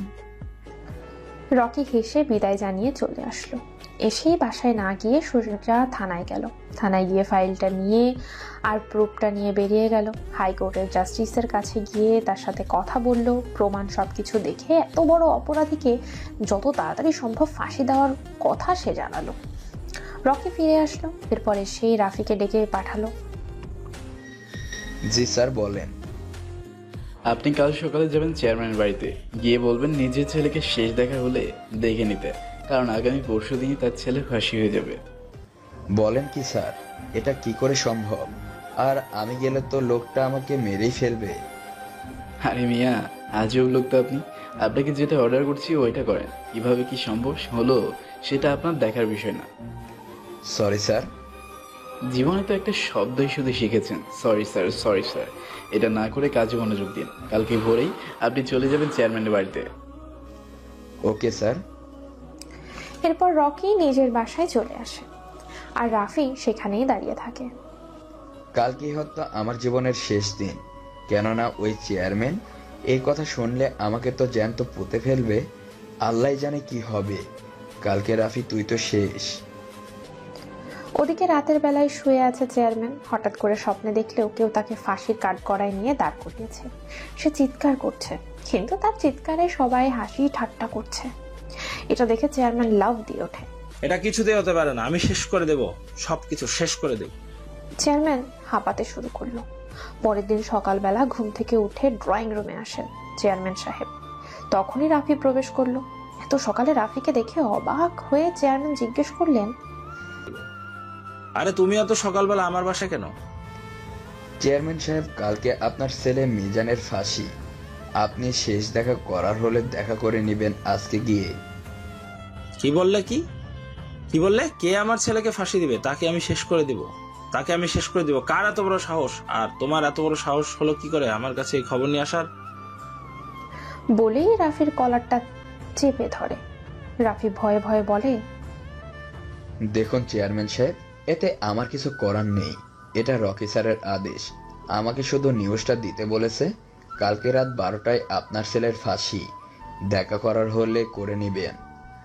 না, এটা কিছুতেই হতে পারে না। ওই রকিকে আমি ধ্বংস করে দিব, ওই রকির জীবন আমি নিয়ে নিব। রাফি অনেক কষ্ট করে হাতটা ছাড়িয়ে দৌড়ে বাড়ি থেকে বেরিয়ে আসে। অনেক কষ্টে এসেছি, আর একটু হলেই তো সোজা উপরে চলে যেতাম। ভাগ্যিস তাড়াতাড়ি চলে আসছি। আল্লাহ তুমি বাঁচাইছো, থ্যাঙ্কস গড। চেয়ারম্যান সুযোগ খুঁজতে থাকে রকিকে ধরার, কিন্তু কিছুতেই সম্ভব হচ্ছে না। ওদিকে রকি এসে থানায় দেখে নিশা বসে আছে, কি যেন একটা ফাইল দেখছে। কি মিস নিশা, কি এত মনোযোগ দিয়ে দেখেন? কিছু না স্যার, এমনি একটা ফাইল দেখছি। তা কফি খাবেন? রকির মুখে কথা শুনে তো আকাশ থেকে পড়লো নিশা। কি বলে লোকটা, যে কিনা নিজে চা খায় না, সময় শেষ হয়ে যাবে বলে আজ সে কিনা বলছে কফি খাওয়ার কথা। নিশা বিস্মিত কণ্ঠে বলে, স্যার আপনার কি জ্বর টর হয়েছে? কেন, জ্বর হতে যাবে কেন? না, আপনি কফি খাওয়ার কথা বলছেন তাই বললাম আর কি। তো আমি কি কখনো কফি খাওয়ার কথা বলতে পারি না? ঠিক তা না, তবে আপনার মুখে কথা শুনে অবাক লাগছে। আপনি কি যাবেন নাকি যাবেন না? স্যার যাব না কেন, অবশ্যই যাব। তা কি উপলক্ষে? কেন, আপনি কি এখনো খবর পান নাই? কি খবর স্যার? কালকে রাত 12টার সময় মিজানের ফাঁসির অর্ডার রয়েছে। এত তাড়াতাড়ি কি করে সম্ভব স্যার? সেটা আপনাকে না বুঝলেও চলবে। এখন যাবেন কিনা সেটা বলেন, গেলে চলেন, না হলে থাকেন। বলে রকি হাঁটতে শুরু করলো। নিশাও পেছন পেছন যেতে শুরু করলো। তারা থানার থেকে একটু দূরে একটা কফি হাউসে গিয়ে বসলো। নিশা আর রকি বসে কফি খাচ্ছিল। নিশা অনেক গল্প করছিল আর হাসছিল। এটা দেখে রকি শুধু তাকিয়েই ছিল। কি আছে এই মুখটার মধ্যে, মনে যেন তোলপাড় হয়ে যাচ্ছিল। কি মায়া, এই মেয়েটার মুখের দিকে তাকিয়ে থাকতে ইচ্ছে করে। বছরের পর বছর চোখ ফেরাতে ইচ্ছে করে না তার এই মায়াবী মুখটার থেকে। কি স্যার, এভাবে দেখে কি দেখেন? কিছু না, এমনি দেখছিলাম। স্যার আপনার কি রিমা নামক মেয়েটার কথা মনে পড়ে? এই কথা শোনার পর রকির মুখটা কিছুটা কালো হয়ে গেল। এটা লক্ষ্য করে নিশা বলল, আমি আপনাকে কষ্ট দিতে চাই না স্যার, না না না, সমস্যা নেই। সত্যি কথা বলতে ওর কথা আমার মনে পড়ে যখন আমি খুব একা থাকি, যখন আমার বাবা মায়ের কথা আমার খুব মনে পড়ে, তখন ওর দুষ্টুমিগুলো কথাগুলো আমার মনে পড়ে। আগে আমি ঘুমাতে পারতাম না, কিন্তু এখন অনেকটা স্বাভাবিক হয়ে গেছি। ও আচ্ছা। তাহলে এখন তো অনেক দেরি হয়ে গেল, চলে, থানায় তো কাজ আছে। জি স্যার, চলুন। এরপর নিশা আর রকি চলে আসে থানায়। রকিকে আসতে দেখতে পেয়ে চেয়ারম্যান এসে থানায় বসে। আমার ছেলেকে বন্দি করে রেখে এখানে প্রেম করা হচ্ছে? এসব আবল তাবল বলছেন আপনি? যা বলছি ঠিকই বলছি। একটা মেয়েকে মেরে ফেলে আবার আরেকটা মেয়েকে ধ্বংস করতে চাচ্ছে এই ছেলেটা। মেয়ে নিয়ে রং তামাশা করার জায়গা কি এই থানা? চেয়ারম্যানের কথায় নিশা শুধু তাকিয়ে দেখছিল। রকি গিয়ে ঠাস করে চেয়ারম্যানের গালে একটা থাপ্পড় মেরে দেয়। রাগান্বিত কণ্ঠে চিৎকার করে বলে, আপনি বড় মানুষ, তাই অনেক সম্মান করে কখনো গায়ে হাত তুলিনি, কিন্তু আপনি তুলতে বাধ্য করেছেন।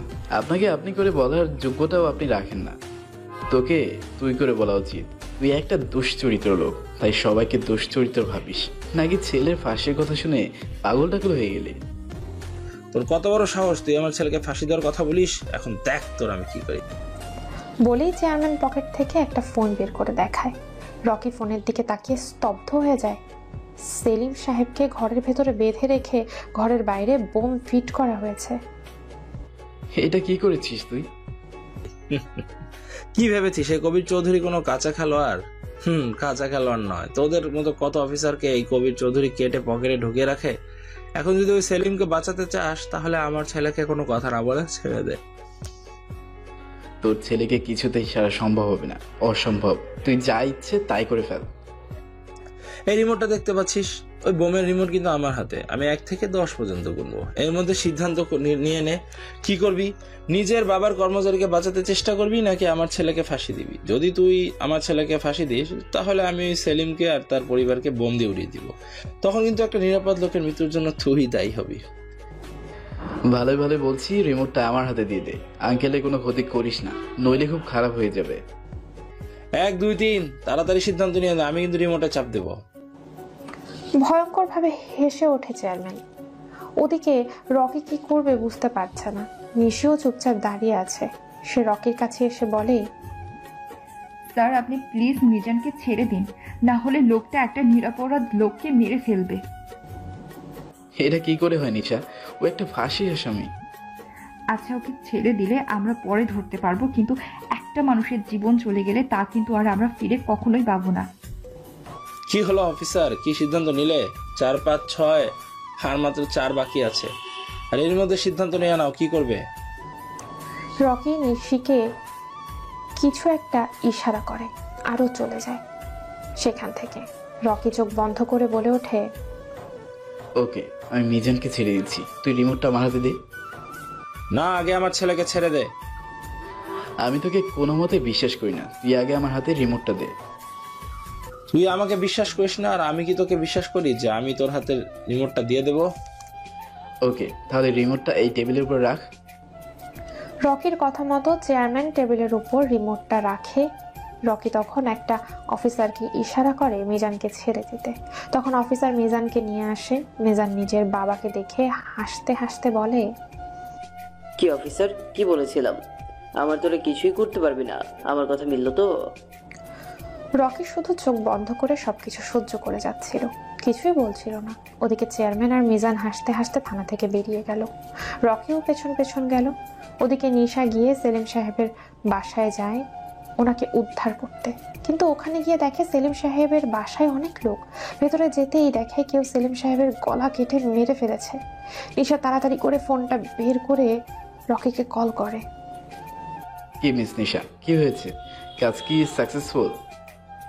সর্বনাশ হয়ে গেছে স্যার, সেলিম সাহেবকে কেউ গলা কেটে হত্যা করেছে। হোয়াট? কি বলছো তুমি? জি স্যার, আমি আসার পর দেখি অনেক লোক। তখনই কেউ পেছন থেকে নিশার মাথায় আঘাত করে। নিশা ছিটকে পড়ে। ওদিকে আঘাতের শব্দে রকি বলে ওঠে, হ্যালো মিস নিশি, কি হয়েছে?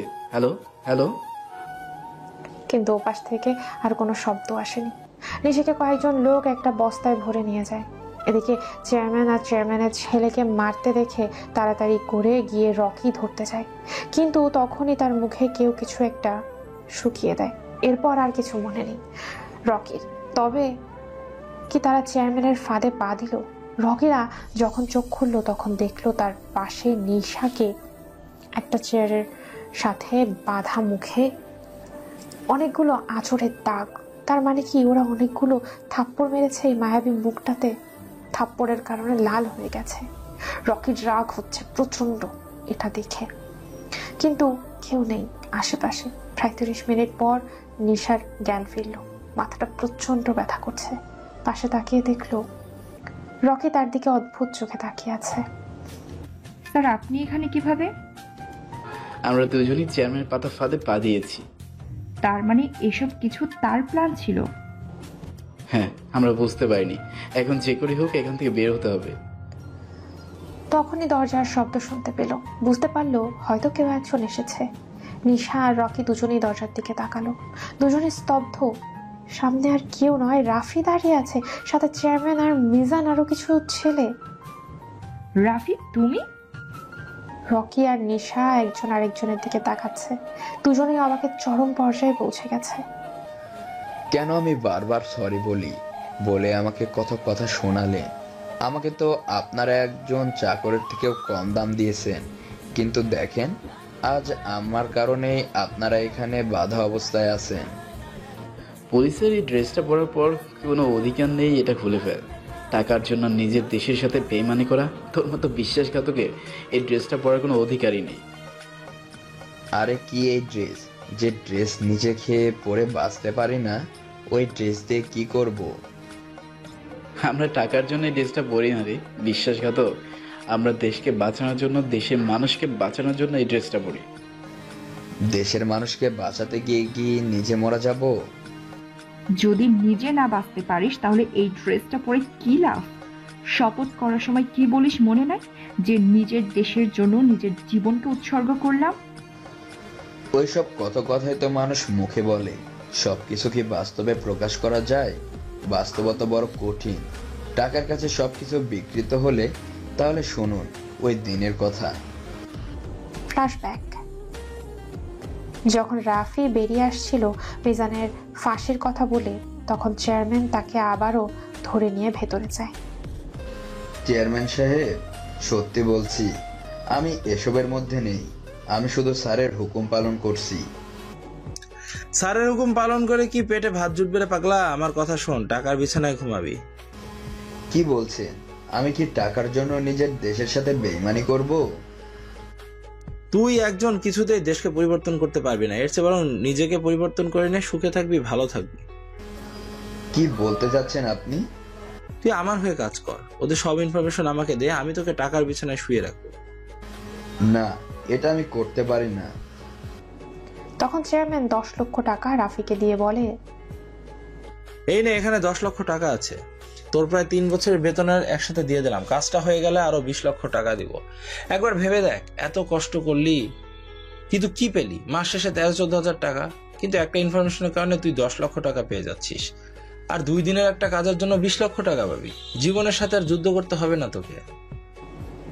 রাফি একটু চিন্তায় পড়ে যায়। টাকাগুলো দেখে ভাবতে থাকে, জীবনে তো এই টাকাগুলো কখনোই সে একসাথে রোজগার করতে পারবে না। কখনো একসাথে এতগুলো টাকা সে দেখেইনি। তখন বলে, ওকে, আমি কাজ করতে রাজি আছি, কিন্তু আমাকে ফাঁসাবেন না। আর তোকে কে ফাঁসাবে? ওরা বেঁচে থাকলে তো তোকে ফাঁসাবে। তুই নিশ্চিন্তে আমার সাথে কাজ কর, এই টাকাগুলো নিয়ে চলে যা। তখন টাকাগুলো নিয়ে রাফি থানায় ফিরে আসে। এসে রকির সব ইনফরমেশন চেয়ারম্যানকে জানায়। বাস্তব, সামান্য কয়টা টাকার জন্য নিজের দেশের সাথে বেইমানি করলে সেই বেইমানি কথা ইতিহাসে লেখা থাকবে। হয়তো আমরা মরে যাব, কিন্তু তোর এই বিশ্বাসঘাতকতার কথা কোনোদিন কেউ ভুলবে না। আমি হাবিলদার থেকে বিভাগীয় পুলিশ হাই কমিশনার হয়েছি। 5টা বছর আমাকে কষ্ট করেছি, কিন্তু কোনোদিন টাকার দিকে তাকাইনি। আর তুই সামান্য কয়েকটা টাকার জন্য নিজের দেশের সাথে বেইমানি করলি। কেন? কোন যোগ্যতা নেই, পুলিশের ড্রেস পরার তোর কোনো যোগ্যতা নেই। এখনই তুই ড্রেসটা খুলে ফেল। রাফি তখন নিজের ড্রেসটা খুলে রকির মুখের উপর ছুঁড়ে মারে। তখন চেয়ারম্যান বলে, তুই এদের উপর নজর রাখ, আমি আসছি। বলে চেয়ারম্যান আর মিজান বেরিয়ে যায়। চেয়ারম্যান আর মিজান যেতেই রাফি দৌড়ে গিয়ে রকি আর নিশার বাঁধন খুলে দেয়। সরি স্যার, আপনার সাথে এতক্ষণ নাটক করতে হলো। আমার কথা আপনারা মূল্য দিতেন না, তাই কখনো আমার প্ল্যানের কথা বলিনি। আপনাদেরকে ফাঁদে পা ফেলতে দিয়েছি যাতে আপনারা ওদেরকে ধরে রাখতে পারেন। আমি ওর কাছ থেকে টাকা নিয়েছি ঠিকই, কিন্তু ওই টাকায় 1 টাকাও আমি খরচ করিনি। প্লিজ আমাকে ক্ষমা করবেন, আপনার সাথে বেয়াদবি করেছি।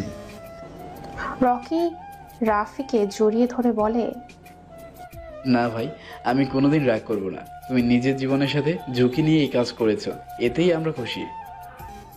স্যার, আপনারা রেডি হন, আমি বাঁধানোর মতো করে দিচ্ছি।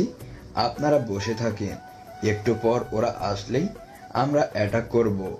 আপনার গানটা আমার কাছে আছে। এরপর রাফি নিশার আর রকির বাঁধন আগের মতো করে হালকা বেঁধে রেখে দেয়। একটু পর চেয়ারম্যান আর মিজান আসে, হাতে একটা ছুরি নিয়ে, সাথে 4-5 জন লোক নিয়ে। তখন মিজান বলে, কি ভেবেছিলিস অফিসার, আমাকে ফাঁসি দিবে? এখন তোর এই কলিজাটা আমি বের করে চিবিয়ে খাবো। আরে বাবা, ওকে এখন ধ্বংস করে দিচ্ছি। এর আগে ওর বাবাকেও আমি 5 বছর আগে ধ্বংস করে দিয়েছিলাম। ওর ভালোবাসার মানুষকেও আমি মেরে ফেলেছিলাম, এখন ওকেও মেরে ফেলবো, সাথে ওই মেয়েটাকেও। বলেই যখন রকির দিকে চেয়ারম্যান ছুরি নিয়ে এগোচ্ছে, তখনই সবাই নিস্তব্ধ হয়ে দেখছিল। রকির সামনে গিয়ে ছুরিটা উঁচু করে ধরতে যাবে, রকি চেয়ারম্যানের বুকে লাথি মারে আর উঠে পড়ে। বন্দুকটা তাক করে রাফি তাড়াতাড়ি করে দৌড়ে গিয়ে মিজানের মাথায় বন্দুক তাক করে ধরে। কি ভেবেছিস তোরা, তোদের এই সামান্য টাকার জন্য আমি নিজের দেশের সাথে বেইমানি করব? দরকার হয় না খেয়ে মরবো, কিন্তু নিজের দেশের সাথে বেইমানি করব না। তোরা যেমন আমার সাথে চাল চেলেছিস, ঠিক তেমনই আমরা তোকে চেলে দিলাম। তোদের চালি, তোদেরকে বাজিমাত করলাম। হারামির বাচ্চা, তুই এত বড় বেইমানি করলি আমাদের সাথে? খবরদার, আর একবার যদি এই ভাষা ব্যবহার করিস তাহলে এখানে গুলি করে মেরে ফেলবো। তোর সবকিছু, তোর স্বীকারোক্তি সব রেকর্ড করে নিয়েছি। এখন চল বাবা, ছেলেকে কাঠগড়ায় দাঁড় করাবো। আমাকে ফাঁসি দেওয়া তো সহজ নয়, তোকে ধ্বংস করে দেব। আগে তো জেলে গিয়ে উত্তম মাধ্যম খা, এরপর না হয় আমাদেরকে ধ্বংস করবি। এরপর রকি, নিশা আর রাফি ওদের সবাইকে গ্রেফতার করে থানায় নিয়ে যায়। রকি রাফির কাছে এসে বলে, রাফি, তোমার জন্য আজ এত লোক ধরা পড়লো, তোমাকে স্যালুট বস। সরি স্যার, আমাকে এভাবে লজ্জা দিবেন না। আমি আপনার সাথে অনেক বেয়াদবি করেছি, প্লিজ আমাকে ক্ষমা করে দিবেন। ক্ষমা করতে পারি একটা শর্তে। কি শর্ত স্যার? আমি সব শর্তে রাজি। তোমাকে এই সরি স্যার বলাটা ছাড়তে হবে, সব কথাই শুধু সরি স্যার সরি স্যার বলো। সরি স্যার, আর বলবো না। আজব লোক তো আপনি। রকি আর রাফির কথায় থানায় সবাই হেসে উঠল। শেষ পর্যন্ত নিজের বাবা মার, নিজের ভালোবাসার মানুষের খুনিকে ধরতে পেরেছে, এটাই তো সার্থকতা। রকি এখন থেকে শান্তিতে ঘুমোতে পারবে, শান্তিতে চলাফেরা করতে পারবে, এলাকার মানুষকে ভয়ঙ্কর অপরাধীর হাত থেকে বাঁচাতে পেরেছে, এতেই সে খুশি। আকাশের দিকে তাকিয়ে বলল, বাবা মা, তোমরা হয়তো এখন থাকলে অনেক খুশি হতে, কিন্তু কি আর করার, বাস্তবতা হয়ে সবাইকে মেনে নিতে হবে। ভালো থেকে ওপারে, তোমার সাথে দেখা হলে ওপারে তোমাদের ছেলে সহই জন্ম নিতে চায়। বেঁচে থাকো চিরদিন, আমাদের বুকে ভালো থেকো ওপারে, প্রিয় বাবা মা। এরপর রকি বাড়ি চলে যায়। বাড়ি এসে প্রথমে খাওয়া দাওয়া করে শুয়ে পড়ে। বিকেলবেলা রাস্তা দিয়ে হাঁটছিল, তখন হঠাৎ দেখতে পেল নিশাকে। নিশাও রকিকে দেখে এগিয়ে এসলো। রকির সামনে এসে নিশা বলল, স্যার আপনি এখানে? না, এমনি হাঁটতে বেরোলাম। তুমি কোথায় যাও? আমি আপনার মতোই হাঁটতে বের হয়েছি। তাহলে চলো একদিন ঘুরে আসি। ওকে, চলেন তাহলে। এরপর নিশা আর রকি হাঁটতে শুরু করলো। একজন আরেকজনের পাশাপাশি হাঁটছিল দুজন। মনের মধ্যে অজানা একটা ফিলিংস হচ্ছিল, যেটা প্রকাশ করা সম্ভব হচ্ছিল না। রকি নিশাকে নিয়ে নদীর ধারে যায়। রকি নদীর দিকে তাকিয়ে বলল, মিস নিশা, এই যে নদী দেখতে পাচ্ছেন, এতে কত সাঁতার কেটেছি, কত খেলাধুলা করেছি, আজ সবই অতীত। স্যার, আপনার কিন্তু ওই শক্ত হৃদয়টার মধ্যে একটা কোমল মন আছে, এটা কি আপনি বুঝতে পারেন? এটা সবাই বুঝতে পারে, সবার ভিতরে একটা কমনতা আছে, কিন্তু সেটা সবার পক্ষে প্রকাশ করা সম্ভব হয় না। কেন হয় না স্যার? ইচ্ছে করলেই তো হাত বাড়িয়ে অনেক কিছু ছোঁয়া যায়। আজকে নিশার কথাগুলো অদ্ভুত লাগছিল রকির কাছে। রকি একটু অদ্ভুতভাবে বলল, তুমি কি বলতে চাইছো? আমি কিছুই বুঝতে পারছি না। তা বুঝতে যাবেন কেন? সারাদিন তো শুধু কাজ নিয়ে থাকেন। হোয়াট? কি বলতেছো? কিছুই তো বুঝতেছি না। আমি এত ঘুরিয়ে পেঁচিয়ে কথা বলতে পারি না স্যার। স্যার, আপনার পার্সোনালিটি আমাকে মুগ্ধ করে। আমি আপনার প্রেমে পড়ে গেছি। Will you marry me? Rocky নিশার কথায় জানে আকাশ থেকে পড়ল। অবাকের চরম পর্যায়ে এসে পৌঁছে গেছে রকি। নিশা এসব কি বলছে? কি বলছো তুমি? ভেবে বলছো নাকি মজা করছো? নিশা কঠিন চোখে বলে ওঠে, কেন? আপনি আমার কি লাগে যে আপনার সাথে আমি মজা করব? আমি সিরিয়াস। বলেন, আপনি আমাকে বিয়ে করবেন? রকি নীরব নিস্তব্ধ হয়ে দাঁড়িয়ে আছে। কি বলবে সে? মুখ দিয়ে যেন কোনো কথাই বের হচ্ছিল না।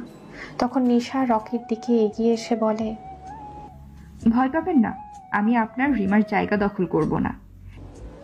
রকি এখনো একই জায়গায় একইভাবে দাঁড়িয়ে আছে। নিশা এবার রেগে গেল। রকি নিশার রাগান্বিত মুখটার দিকে তাকিয়ে আছে। কি বলবে সে? নিশা রাগ করে চলে যেতে নিলে রকি টান দিয়ে নিজের বুকের সাথে এনে লাগায়। নিশা কিছুটা লজ্জা পেয়ে যায়। রকি নীরব ভাবে বলে ওঠে, সব জিনিসকে ভালোবাসা বলে না। তুমি আমার ব্যবহারে মুগ্ধ হয়ে আমার প্রেমে পড়নি, বরং আমাকে তোমার ভালো লেগেছে। কিছুদিন পর যখন তোমার সমাজ ফ্রেন্ডস থেকে তোমাকে আমার মতো কালো ছেলেকে বিয়ে করার জন্য তোমাকে নিয়ে মজা করবে, তখন দেখবে তোমার মনে হবে আমাকে বিয়ে করে তুমি ভুল করেছো। রকির কথায় নিশা মনে অনেক আঘাত পায়। সে রকির মুখের কাছে মুখ নিয়ে এসে বলে, এইটা আমার ভালো লাগা নয়, ভালোবাসা। বুঝেছেন মিস্টার? আমি রকির মধ্যে আপনার বলা সেই পুরনো নীরবকে দেখতে পাই। আমি সেই নীরবকে চাই, সেটা যে করেই হোক। কিন্তু তোমার আম্মু কি মেনে নেবে? সব বাবা মায়েরই স্বপ্ন থাকে নিজের মেয়েকে সুন্দর একটা স্মার্ট ছেলের সাথে বিয়ে দেবার। আমার মাকে তো সেদিন পটিয়ে এসেছেন, আবার বলছেন রাজি হবে কিনা? সে তো নিজের মেয়ের জামাই বরণ করার জন্য বসেই আছে। কি সব বলো? আচ্ছা, আপনি কে কি বললো, কে কি করলো এইসব বলেন। আর আপনি কি রাজি কিনা সেটা তো বলেন না। হ্যাঁ, নাকি আমি মেয়ে হয়ে আপনার কাছে নিজের ভালোবাসার কথা বলাই পাঠ নিচ্ছেন? কি? আমি পাঠ নিচ্ছি? তা নয় তো কি? বললেই তো হয় আমি রাজি নিশা, তোমাকে আমার বাবুর আম্মু বানাতে। রকি নিশার কথায় কি বলবে কিছুই বুঝতে পারছে না। আমি এখনো প্রেমেই গেলাম না, আর তুমি বাবু পর্যন্ত চলে গেছো। আমি বুঝতে পারছি আপনাকে দিয়ে এসব হবে না। আপনি যেভাবে জোর করে আসামি তুলে আনেন, ঠিক তেমনই আমি আমার ভালোবাসা তুলে আনবো, দেখেন। এত সাহস কোথায় পেলে? নিশা রকির বুকের উপরে হাত দেয়। রকির হার্টবিট বেড়ে যাচ্ছে। এই জায়গায় পেয়েছি, এখন আমি এই জায়গায় ঢুকে এমন ভাবে বসে থাকবো, কিছুতেই ভুলতে পারবেন না। ওয়েট। বলেই নিশা রকিকে টেনে নিজের বাসায় নিয়ে যায়। দরজার সামনে থেকে চিৎকার করতে থাকে, আম্মু, জামাই তুলে নিয়ে আসছি, কই গেলা? জামাইরে বরণ করো। এই, তোমার কি লজ্জা শরম বলতে কিছুই নাই? এভাবে চিৎকার করছো কেন? হ্যাঁ, আমি নির্লজ্জ। নিজের ভালোবাসা আদায় করতে নির্লজ্জ হতে হয়, আর সেটা হলে হব, তাতে ক্ষতি নেই। মেয়ের চিৎকার শুনে নিশার মা তাড়াতাড়ি নিচে আসলেন। এসেই রকিকে দেখে আশ্চর্য হয়ে বললেন, আরে রকি বাবা যে, আসো ভেতরে আসো। নিশা মাঝখান থেকে বলে ওঠে, আম্মু কি রকি বলছো? বলো জামাই বাবা যে, ভেতরে আসো। লজ্জা করে না নিজের বিয়ের কথা নিজে বলতে? না, লজ্জা করে না। আর তুমি না বললে জামাই বানালে এই ছেলেকে বানাবে, তাই তুলে নিয়ে আসলাম। তাই বলে এইভাবে? উনি তো রাজি হতে চায় না, আর আমি কি আমার মায়ের কথা ফেলতে পারি বলো? তাই তুলে নিয়ে আসলাম। হইছে, আর পণ্ডিতি করতে হবে না, ছেলেটাকে নিয়ে বসা। আসেন জামাই সাহেব, ভিতরে আসেন। রকি এতক্ষণ নীরব দর্শকের মতো মামের কথা শুনছিল। নিশার এরকম অদ্ভুত আচরণ এসে আতঙ্কিত হয়ে পড়েছে। নিশার মা রকির কাছে এসে বলে, বাবা রকি, আমার মেয়েটা তোমাকে খুব ভালোবাসে। তোমার কি আমার পাগলিটাকে সামলাতে কোনো অসুবিধা আছে? দেখুন আন্টি, আপনি আমার মায়ের মতো, তাই বলছি আপনাদের যদি এটা ভালো লাগা হয় তাহলে আমি রাজি নই। আর যদি সত্যিকারের ভালোবাসা হয় তাহলে আমার কোনো অসুবিধা নেই। আমার সাথে মেয়ের বিয়ে দিলে আপনাকে সমাজে অনেক কথা শুনতে হবে। সবাই বলবে মেয়েকে একটা কালো ছেলের সাথে বিয়ে দিয়েছেন। আমি কি সমাজের ঘরে ভাত খাই? আমি আমার মেয়েকে বিয়ে দিব যার সাথে ইচ্ছে তার সাথে। এখন তুমি শুধু বলো রাজি কিনা। তাহলে আমার কোনো অসুবিধা নেই আন্টি। নট আন্টি, অনলি আম্মু।